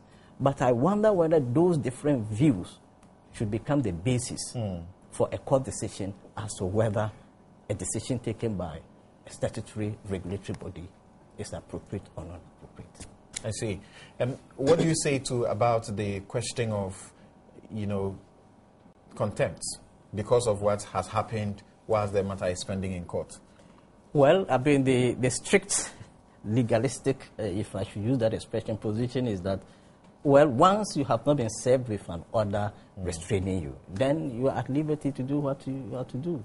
But I mean, there are others who also come from a very, so to speak, purposeful position, and they say that once you have been served with the legal process and you become aware that this is what the legal process is seeking to achieve, then it is advisable that you don't take any step that will undermine the outcome of that process. And we proceed then to say that, well, your act is contemptuous, even in the absence of an order. Right. I mean, you have those views, and the courts too have not been very consistent on these matters. Don't forget that these are what we call a discretionary reliefs. So on case-by-case basis, the courts will normally determine whether in a particular given situation, what is done is contemptuous or not. So I think that it will be difficult on this particular matter to take a position that what has happened is or is not contemptuous. Okay, thank you very much. And I need to also point out this, that like Esla was talking, and she mentioned Mauli. Mauli would want all of you and all of us to know that he's not a shareholder in the business that is being discussed. Okay. Let's move on. Abdul Malik. Well, I am quite excited that the TUC, and this matter, for this matter, organized labor, which is broader than the TUC, have come in to say, suspend the deal. We've been making this call for the last 2 weeks. And I'm happy that such a mass organization that has a basic interest, an inherent interest in this whole merchant bank deal is out asking for its suspension. What is those who have years? What is the equity contribution of TUC to the merchant bank? It's not about the mass of the organization. It's about your stake in merchant bank. You can be a big organization But if you are a minority shareholder, you have to show that you have been oppressed in the taking of the TUC certainly has a wide membership across the country. That's not the issue. The wide membership is not an issue. They are the contributors the equity. to the fund. No, it's not the fund. And it's the fund that is used to purchase the shares. No. You are talking about the deal between Fortis and Merchant Bank. Merchant Bank has been incorporated according to some shareholders. And who owns a Merchant Bank? Senate. Exactly, that's the point. No, but TUC... well... Okay, and indeed, we are not talking just TUC. Yeah, okay. NAT, Medical Association. Yes. They are all there. Six organizations. That's why I said organized labor is broader than TUC. Right. And I am happy that at least they've joined the chorus for the suspension of the deal. We made a point that in view of lack of transparency, in view of the insufficient information, the Bank of Ghana has spoken, Senate has spoken, Fortis has spoken, and yet people are asking questions. And not just the ordinary people on the streets. People who know this business are still asking for some answers. My view is that if the deal is a good deal, why are you afraid to do further disclosure? If the deal is a good deal, why are you in a hurry to consummate it when there are questions lingering? It worries me. Okay? Because within a matter of a week or two, if you were to provide all the appropriate answers, it could kill the mischief out there if there is mischief. So I've been asking myself, trying very hard to appreciate where Fortis in particular were coming from with some of the statements that they issued ahead of time. Talking about the fact that the deal is complete, they put in place a board of directors, they are doing that, and then sources at Bank of Ghana told Joy FM that, look, it's not yet complete, and all the rest. Look, this is a very vibrant society. But I've asked again on this show before, I think about twice now. What exactly are we asking for when we are asking for a lot more transparency? You talk about the board of directors. They published that. We have spoken about that about 2 weeks ago. Last week we spoke about them. First of all, even the board of directors, I thought they came back to say that is not a complete list and that they were going to bring a new one. I am told when they met the media and they gave out, they later tried to retrieve it. Unfortunately, some of the media houses ignored their retrieval effort and put out those names. Well, so I actually meant the shareholders. Really. So even there, we have a problem there. The TUC, which is part of the SNET board, together with organized labor, some of their reps who have members on the SNET board, right? They, on SNET, had been given all the information that led to this virtual conclusion of the deal. But the TUC today, with organized labor, are saying that there are some outstanding issues that have come to their notice. Do you get a drift? Yes. That's what Mr. Yunus of Sini is asking. Should they not be? Are they not stopped? I mean, why should they be allowed to come back? Look. After you have approved it. That I think that we can ignore that. We can ignore that in the larger interest of the public. This is a huge public interest matter. And look, it borders on integrity of governance. We are talking here good governance, not just corporate governance. Okay, the entire political structure is at stake. It's integrity. When I made the appeal for suspension, I didn't restrict it to the presidency. Indeed, they were the last leg because I thought the court issues had come to, in a way, create a certain limitation relative to executive intervention. But I still thought slot them in. But the Bank of Ghana, SNET, SNET board, and the Merchant Bank board were my primary targets. Okay. That I thought they are part of this. And in any case, they are part of those who have been sued. And I expected, I'm of the school of thought that once this case is ongoing in court, an injunction has been filed, though not totally granted, I think they should show some respect to the law. As a state. That's the way I see. I'm a part of that school. Though I'm from the street level, that is the way I go. And there is insensitivity and arrogance being displayed there. It's wrong. The TUC and the organized labor are saying that, look here, we want to know the source of funding. Within SNET board, can't they make these disclosures to them?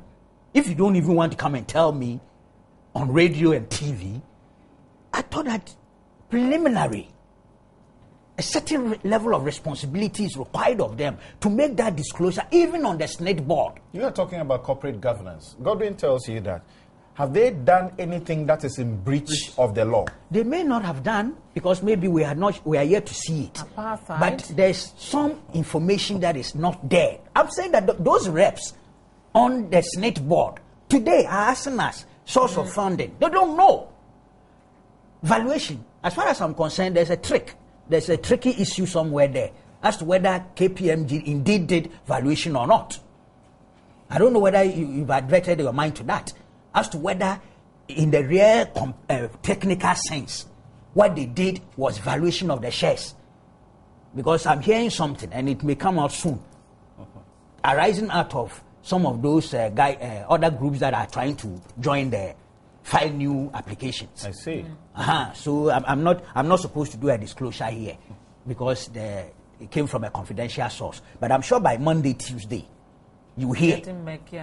So with that, and then TUC talks about the debt profile. We have more than one group that is also interested in going to court over this matter?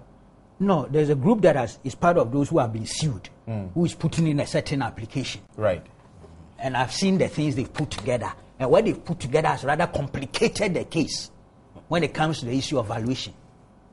Because of what they themselves have said, which is going to cloud the issues. It may come out Monday or Tuesday. I don't have the permission to do the disclosure. But if they have already filed the writ, then it's become the public person property. who gave, yes, but the one last night, I was given those documentation. Intercepted the document. Yes, and the source said, please, don't go and sit on Newsfile and talk about it. You've done it. So I have breached it partially. Look, you guys, you like doing that a lot. If you don't want him to talk about it, don't take the documents to him. I am sure the person is they watching. They do that a lot. They show it to you and they say, please don't talk about it. Yes. So why are you showing it to me? He may be angry now. Where do we, you see, in this country, I have a serious problem with this mafioso type of dealings. If you really feel that something untoward is happening, be bold. Oh no! Really? Don't read it. No, to be honest with you. No. Because all these murky transactions that we are now presently talking about, or the alleged murky transactions, were supervised by individuals. No. Disclosure. They have made demands on the board members who have resigned to come forward, for example, to talk about the EMP, loan, whether or not there was a presidential intervention or not. But these people cannot do some of these things. No, they take oaths and they are bound by them. Wait. My brother got me wrong. Yeah. What I'm talking about, as you said, it's already in the form of a legal document, right, which will be before the court. Okay. The gentleman who gave it to me insisted, don't use it on Newsfile. All right. It's for your we grant you that. information. We grant you so that. it is We'll not proceed. some making. Right. But as I'm saying, TUC has raised all those points. Look, I am for a suspension. Makes sense. It helps everybody in this unfolding saga. The element about the TUC raising the debt thing, I have said it here. Look, let all those who owe pay up. That is also non-negotiable. The banks, the law backs them in recovering their loans. The question would arise as to what they have been doing over the period in recovery. That's a legitimate issue. I made a set, and I've heard TUC say that if the debts are recovered, then the bank could stand on its own. Right. The mathematical... And then get better value. Maybe mathematically, yes. Maybe mathematically. It could put the bank in a healthier situation. But I'm not too sure whether going forward, the bank will not need recapitalization in spite of the recovery of the debts relative to the way the competition is going in modern banking industry. So really recovering the... When they needed to recapitalize, did they not fall on the pension funds and do that? But I'm just talking... mine is even an uneducated submission I'm making. It's a very general view that even if you recover all the debts, I still think that bank will need recapitalization. And it's our deadline, 15th still... Well... When EMP, 15th of December, when EMP is supposed to complete paying of its debt. I have this document here. It is titled Utilization Please zoom the camera on for me. I need to see. It is titled Utilization Request, Tranche 1 Loans. to Africa Export-Import Bank.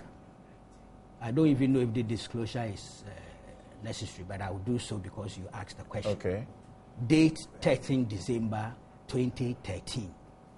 DSA, Engineers and Planners Company Limited, $72 million mining services contract.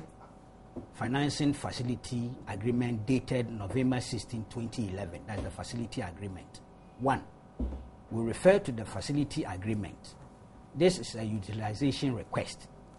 Terms defined in the facility agreement have the same meaning in this utilization request unless a different meaning in this utilization request.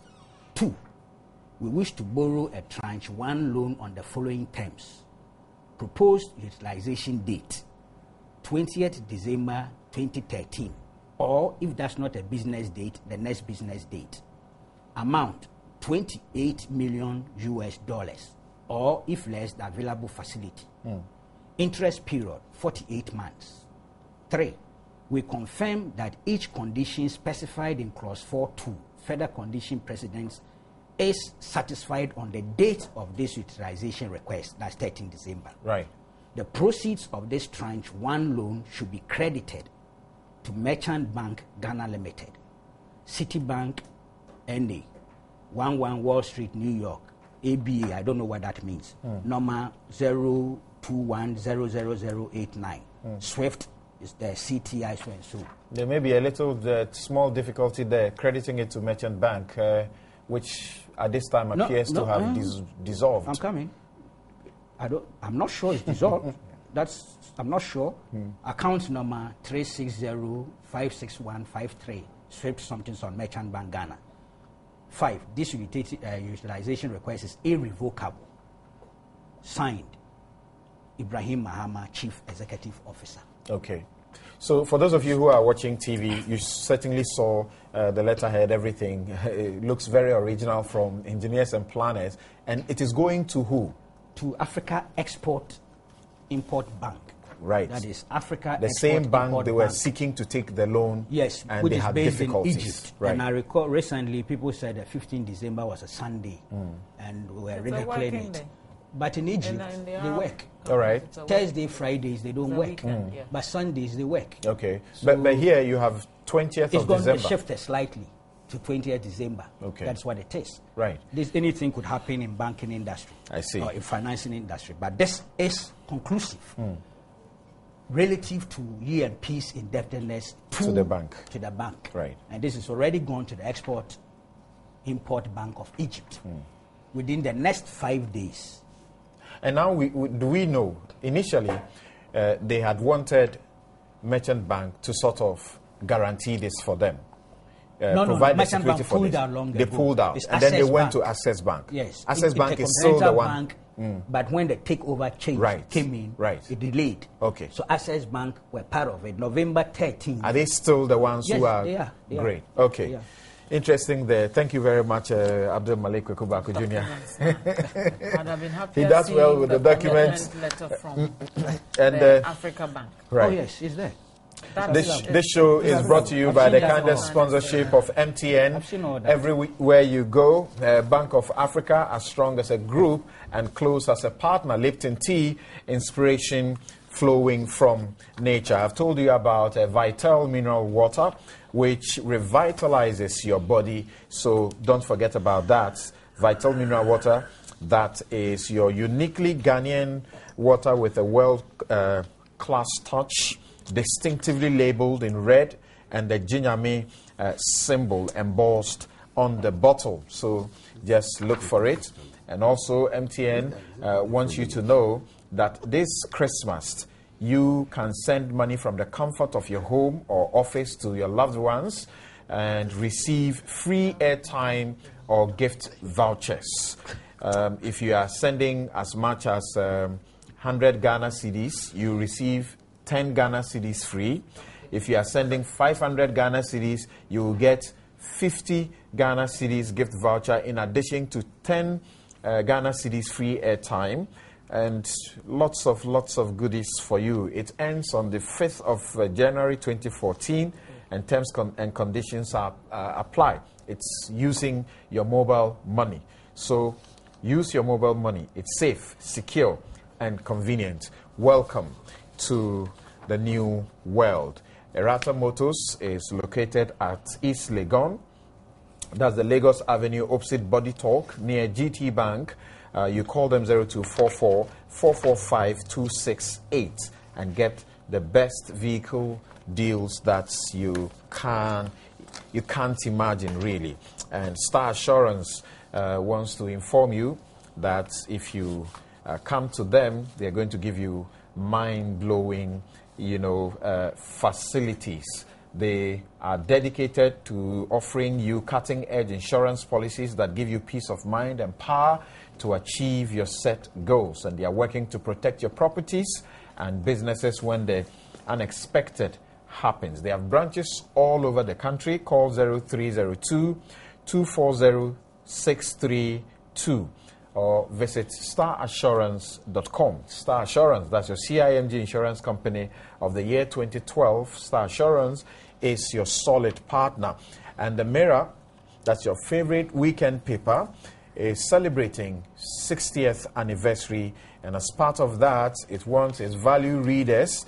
It's giving you more and fresh content to read more days. So just grab your copy of the Mirror today or the subsequent Saturdays and enjoy good reading.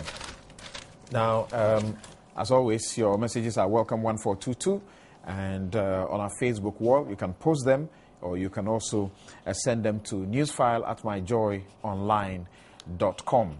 Thank you very much. We'll take a quick break here and return to finish up with the very final topic that we have. We are looking at the GMPC. They are supposed to be spending as much as $63 million for their offices. A part of it is to rent or lease, and another part is seeking to build. Government has rejected a part of that proposal. We'll look at the merits of that. And also the Media Development Fund. This week there's been a lot of talk about it. Even the leaders of the Journalists Guild don't know where the money has gone. But the Information Ministry is telling us that they should be aware, because they had been told that some 952 laptops that were bought with that money and distributed, even though the Ghana Journalists Association claims they got only 100 of those laptops. And would quickly, pay deserving tribute to Nelson Mandela. We are going for a break at this point.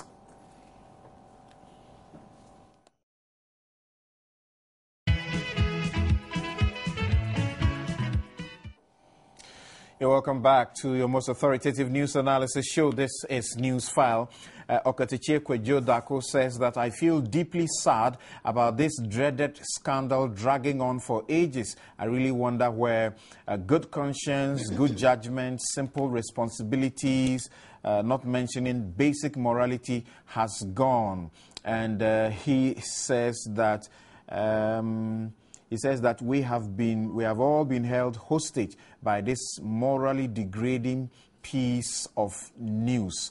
Don't the people of Ghana deserve better? Okay, that's the question that he is asking.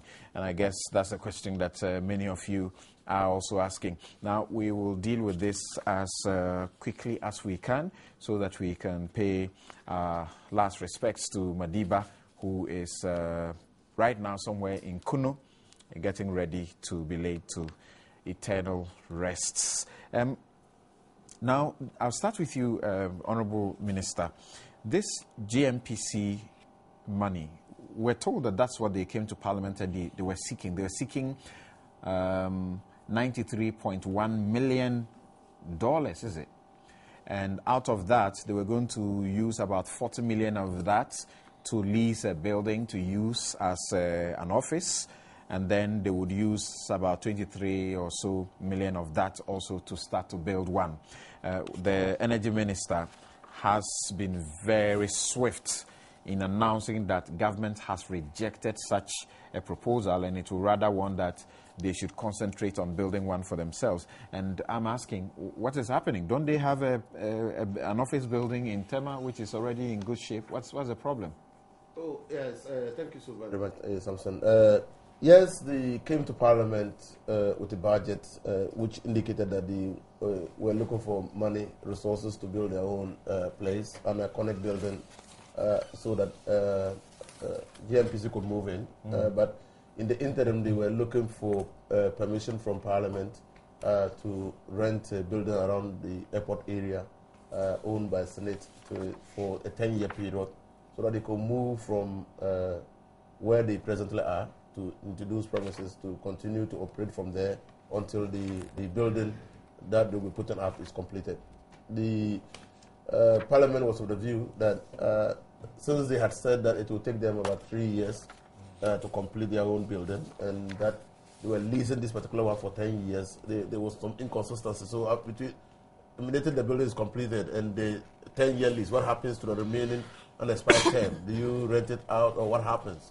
In the second issue was, why can't you be where you are and then spend the 3 years in building your own building so that you can move, putting up your own building so that you can move from where you are straight into your building rather than renting your own building. So when these questions were asked, even though they were of the firm view that it was important for them to move into a building now, pending the construction of their own, Parliament came to a different view. Right. And the Minister of Energy supported the view of Parliament, thought that it made sense to save the 40 million, use a part of the money that was to be used for the renting and the building for the purposes of constructing a new building. Right. And then stay where they are for 3 years and then move into their own building. So someone may ask, in the interest of or in pursuance of the suggestions that have been made over time about some sort of decentralization of government ministries and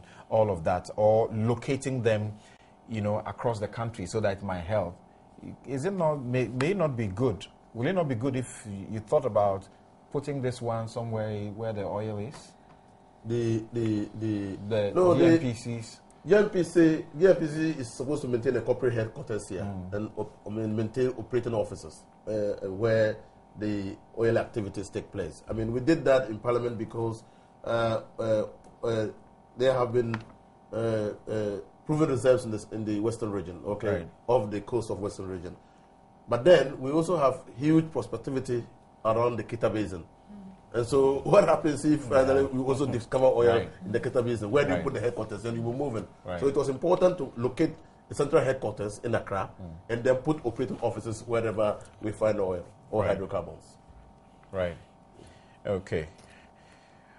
Let me speak briefly to Dr. Kwabena Donkor, who is the chairman of the Select Committee in Parliament on Mines and Energy. Doc, good morning, and thank you very much for joining us on Newsfile. Hello, good morning. Right. And thanks for speaking to me. Okay. Is it the position of Parliament itself that this proposal by GMPC to sink as much as $93 million into such an office project is rejected by the House? The chronology of events is that, unlike all other departments on the budget, GMPC by law is given a percentage of the oil revenue. Last year they were given 40% of net oil revenue. This year it's been reduced to 30% for their cash calls, for the 10 development and all the other projects, as well as their administration. Right. So the procedure for GMPC is that, yes, there's some amount voted for them, a percentage. But Parliament then will say, okay, what do you want to use this money for? Parliament will scrutinize the use of the money and then approve what the money can be used for, even though they've been given a bulk vote. Right. So when GMPC came before Parliament, especially the Committee on Mines and Energy, the issue raised by both sides, and on the committee, we don't have NDC and MPP. There is just one committee of Parliament. The issue raised was initially they wanted to lease some property around the airport area, and the committee said, fine, you want to lease. Why do you want to lease? Justify why you want to lease. They gave some explanation. If you only look at it from a financial perspective, they said, well, SNET was only prepared to give it to them for 10 years as foundation customer. Then they can then decide who else comes into that building. The building is 15,000 square meters. They thought they would need 9,000, and then they will lease out the 6,000 to other tenants. Then they can control who else comes into that building. Right. Meanwhile, they are preparing to build their own building, and they think it will take them 3 to 4 years to complete their building. What's wrong with where they are now? First of all, currently they are also renting. Where they are now is inadequate to meet all their office requirements. So they should be concentrating on building one and moving in. You don't agree to that? Please get the sequence. So they've also established another company, Esproco, which also needs to be housed. So the demand for housing has increased. We agreed to the fact that demand for housing has increased. The building they are in has some structural defects, they say, so the building needs to be worked on. But GMPs has had a piece of land since 1985 around where Nestle is in Accra. They have had that land since 1985 with the intention of building their permanent office. Remember that where they are today in Tema was a SNET building they leased and eventually bought from SNET. But it is no longer adequate to meet their purposes, and currently they are already leasing somewhere else in Tema. So we said, let's see the details. And when we saw the details, even though they were doing some financial engineering, where at the end of the 10 years, they effectively might have paid only $5 million for the 10-year lease, we thought it was not in the public interest. Right. So they should stay where they are, expedite action on putting up their new building, and they move to Accra. All right. There's a reason to move to Accra. All their activities now are in Accra. I see. Their partners are in Accra, the ministries, Petroleum Commission, everybody's in Accra. All right. And so that is the reason why they have to move. But Parliament is of the opinion that rather than move to airport residential area, airport city, and move again, we say, look, stay in there. Right. And we think with money available, you can start and complete your own head office in about 2 years, and then you move in. Thank you very much, Dr. Kwabena Donko. That's the chairman of the Parliamentary Select Committee on Mines and Energy. Thank you very much indeed. Now, Esla, you think what he's saying obviously is the way to go, isn't it? Well, absolutely. In terms of the fact that a percentage of our oil revenues are given by law to GMPs, I think it is incumbent on them to manage their expenditure prudently so that we know that they're not just spending because there's money available. Now, if there's money available and that is not a constraint, you can build very quickly. I think even 2 years is too long a time. Within a year, they can put up their office structure and move in. And if they are uncomfortable enough, it will be incentive for them to work even faster on getting their new office accommodation. To spend 40 million or thereabouts on renting a property for 10 years when they may not need it for more than 2 years, in my opinion, is not an investment which is worth supporting. So we can say that on this occasion, Parliament has actually protected the greater ultimate interest not of the just Ghanaian on this occasion. I think this is what has come into the public domain. But Parliament does that a lot of the time. So kindly give us credit where credit is due. Thank you. Godwin, I think that you will agree with the Honourable Esla Osuekufo and what Parliament has decided. Yeah, we've even saved more from this, but I think 70 million from another budget, which we've saved the taxpayer. Good. And insisted that MIDA should be giving money to develop the new compact when it is only 3 million which was budgeted and they need 10 million. Okay. We've insisted that the Minister for Finance find the 10 million to give them so we can develop the second compact quicker. For the judiciary. All right. Absolutely. You see, So the we're members doing of a lot of parliament work. are trying to, bring us a lot of the information at this point so that we get to know that they are really working. We are. Okay, but well, the speaker has had the cause to complain about absenteeism and all the things that don't give Parliament a good name out Absolutely. there. Right now, I was hoping that we can depart from this and move on to the other issues, starting with you about the media fund. There's supposed to be 1 million Ghana cedi media development fund. Now it's becoming something else. That also came out of the budget debate. So it's also Parliament at work. Yeah. Okay. I'm sure that you may have followed this particular discussion. And the Media Foundation for West Africa is the one that is actually leading the crusade to demand accountability for how this money, has been expended. The Ministry of Information tell us that the money was used to purchase 952 laptops. Out of this, GJA says it received only 100 laptops.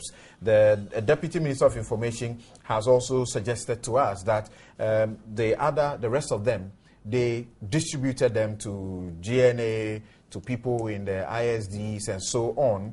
And they are saying that this was not a unilateral decision by the ministry to do. All right, you forgive us for that technical difficulty that was encountered. Forgive the technical team. Okay, they've been able to bring it back, so that's the most important thing. Now, the point is that the Media Foundation is worried that the National Media Commission, which is a statutory body mandated to promote media development and professional standards in this country, was not part of all of this process. The Journalists Association is saying, we were not told that that's money, the money that we had, the fund, is what we were going to use to buy laptops. But where were they told the money was coming from? No, he said they just thought that it's part of government's way of dashing things, Well, I think that is part of the broader issue of transparency that we've been talking about. I believe this is money that was voted for by Parliament. That is so. Some time ago. 2012. For media development. There's a 2013 one which is still sitting there. It hasn't been disbursed at all. Okay. So straight away, one would have expected that the key stakeholders should have been the ones to determine what their needs are and how much of that amount to go there. And I'm sure if that were done, these issues would not be coming up the way they are coming up now. So I think that, there's another requirement that the president, when he announced that this money is going to be set aside for media development, told the country that there was going to be a board that will manage this fund. As we speak, the board is not in place, and yet the money, as we are told, is being disbursed. Has been disbursed. Well, and that's part of the problem. You see, and I think it's part of the broader issue of governance, because it's not a situation where the key stakeholders are not identifiable. They are clearly identifiable. And more so, there is a statutory body, the National Media Commission, that is to oversee media standards. So if the money was intended for media development, then one would have expected that should have been the first point of call. All right. Abdul Malik, laptops, don't they constitute part of developing media in the country? So what's our problem? You media people, they're giving you money. They have used it to buy laptops for you, and you are still complaining. What's your problem? Next time, you won't get the money. See, we just don't do things right. It's as simple as that. This is an exercise in mediocrity. Very noble projects in terms of the concept, but in the execution, we've messed it up. I heard names like organizations like Information Service Department, Parliamentary Select Committee on Communications, all being recipients or beneficiaries of this fund. It doesn't make sense to me. They ought not to be part of it. Straight away, it tells you that the concept was bastardized along the line. Now, the meetings that took place among some of the stakeholders, because it appears not all of them. The ISDs, Murtala Muhammad says they are people. Some of them are members of GJA. So no, it's a wrong concept. Let them then get it from the organization. Information Services Department is part of the executive. Absolutely. Part of the Ministry of Information. So when it straight away, it means that there wasn't a clear understanding of the concept, even by those who are supposed to execute it. Why do we do these things to ourselves?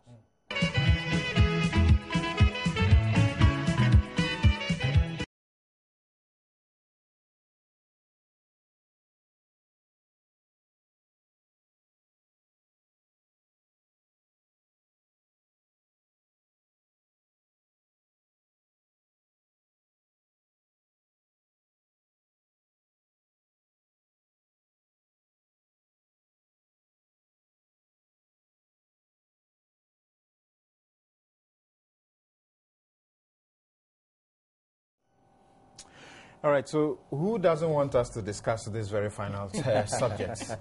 Once again, apologies for what is happening. And I'm getting text messages from newspaper editors suggesting that their entities did not get any laptops, and they're asking that maybe Joy FM got some. Well, I'm not a staff of Joy, but I know that Joy FM didn't get some, I'm told. Abdul Malik, yes, I'm not sure where I was cut off. I will be dealing with that subsequently relative to a New Crusading Guide as well. But the point I was making, that the fact that you have the Information Services Department and the Parliamentary Select Committee on Communications being part of the beneficiary is a bastardization of the concept.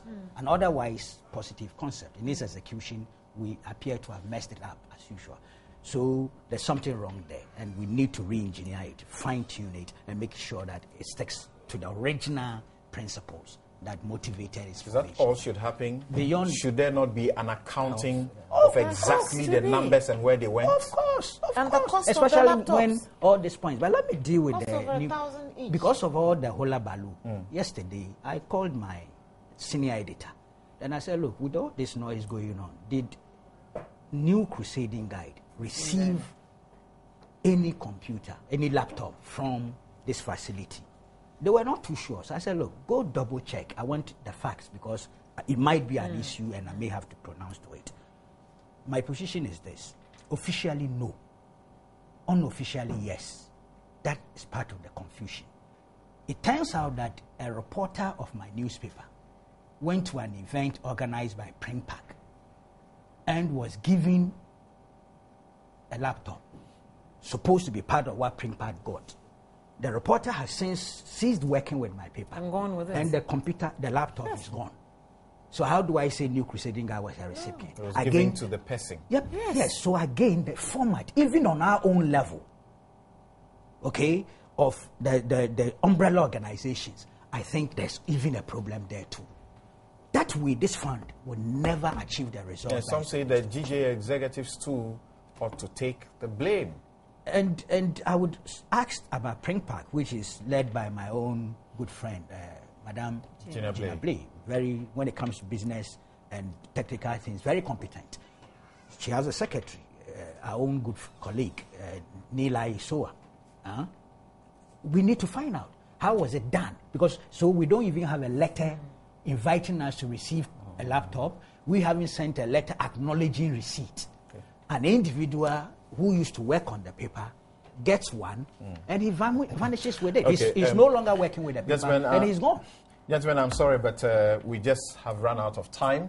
And I need to say that the National Media Commission has spoken on this issue, and it has said that even the constitution of the board, which the ministry is seeking to do, they are against it, because they don't think the ministry should sit somewhere and begin to decide who should join, be part of the board, and so on and so forth. Well, we'll continue with the debate or the discussion in the course of the week, and probably maybe when we reconstitute this panel next week. Thank you very much for tuning in and for listening. My guests have been Abdul Malik Kwekubaku Jr., who is the editor-in-chief of the New Crusading Guide newspaper. The Honorable Inusa Fuseni is the Minister of Lands and Natural Resources and MP for Tamale Central. The Honorable Esla Owusu Ekufo, he's a lawyer and MP for Ablekuma West. Well, Yunus Hussaini is also a lawyer. Godwin Adawini is also a teacher of the law and in private practice. Samson Ladi Ayenini. Have a good afternoon.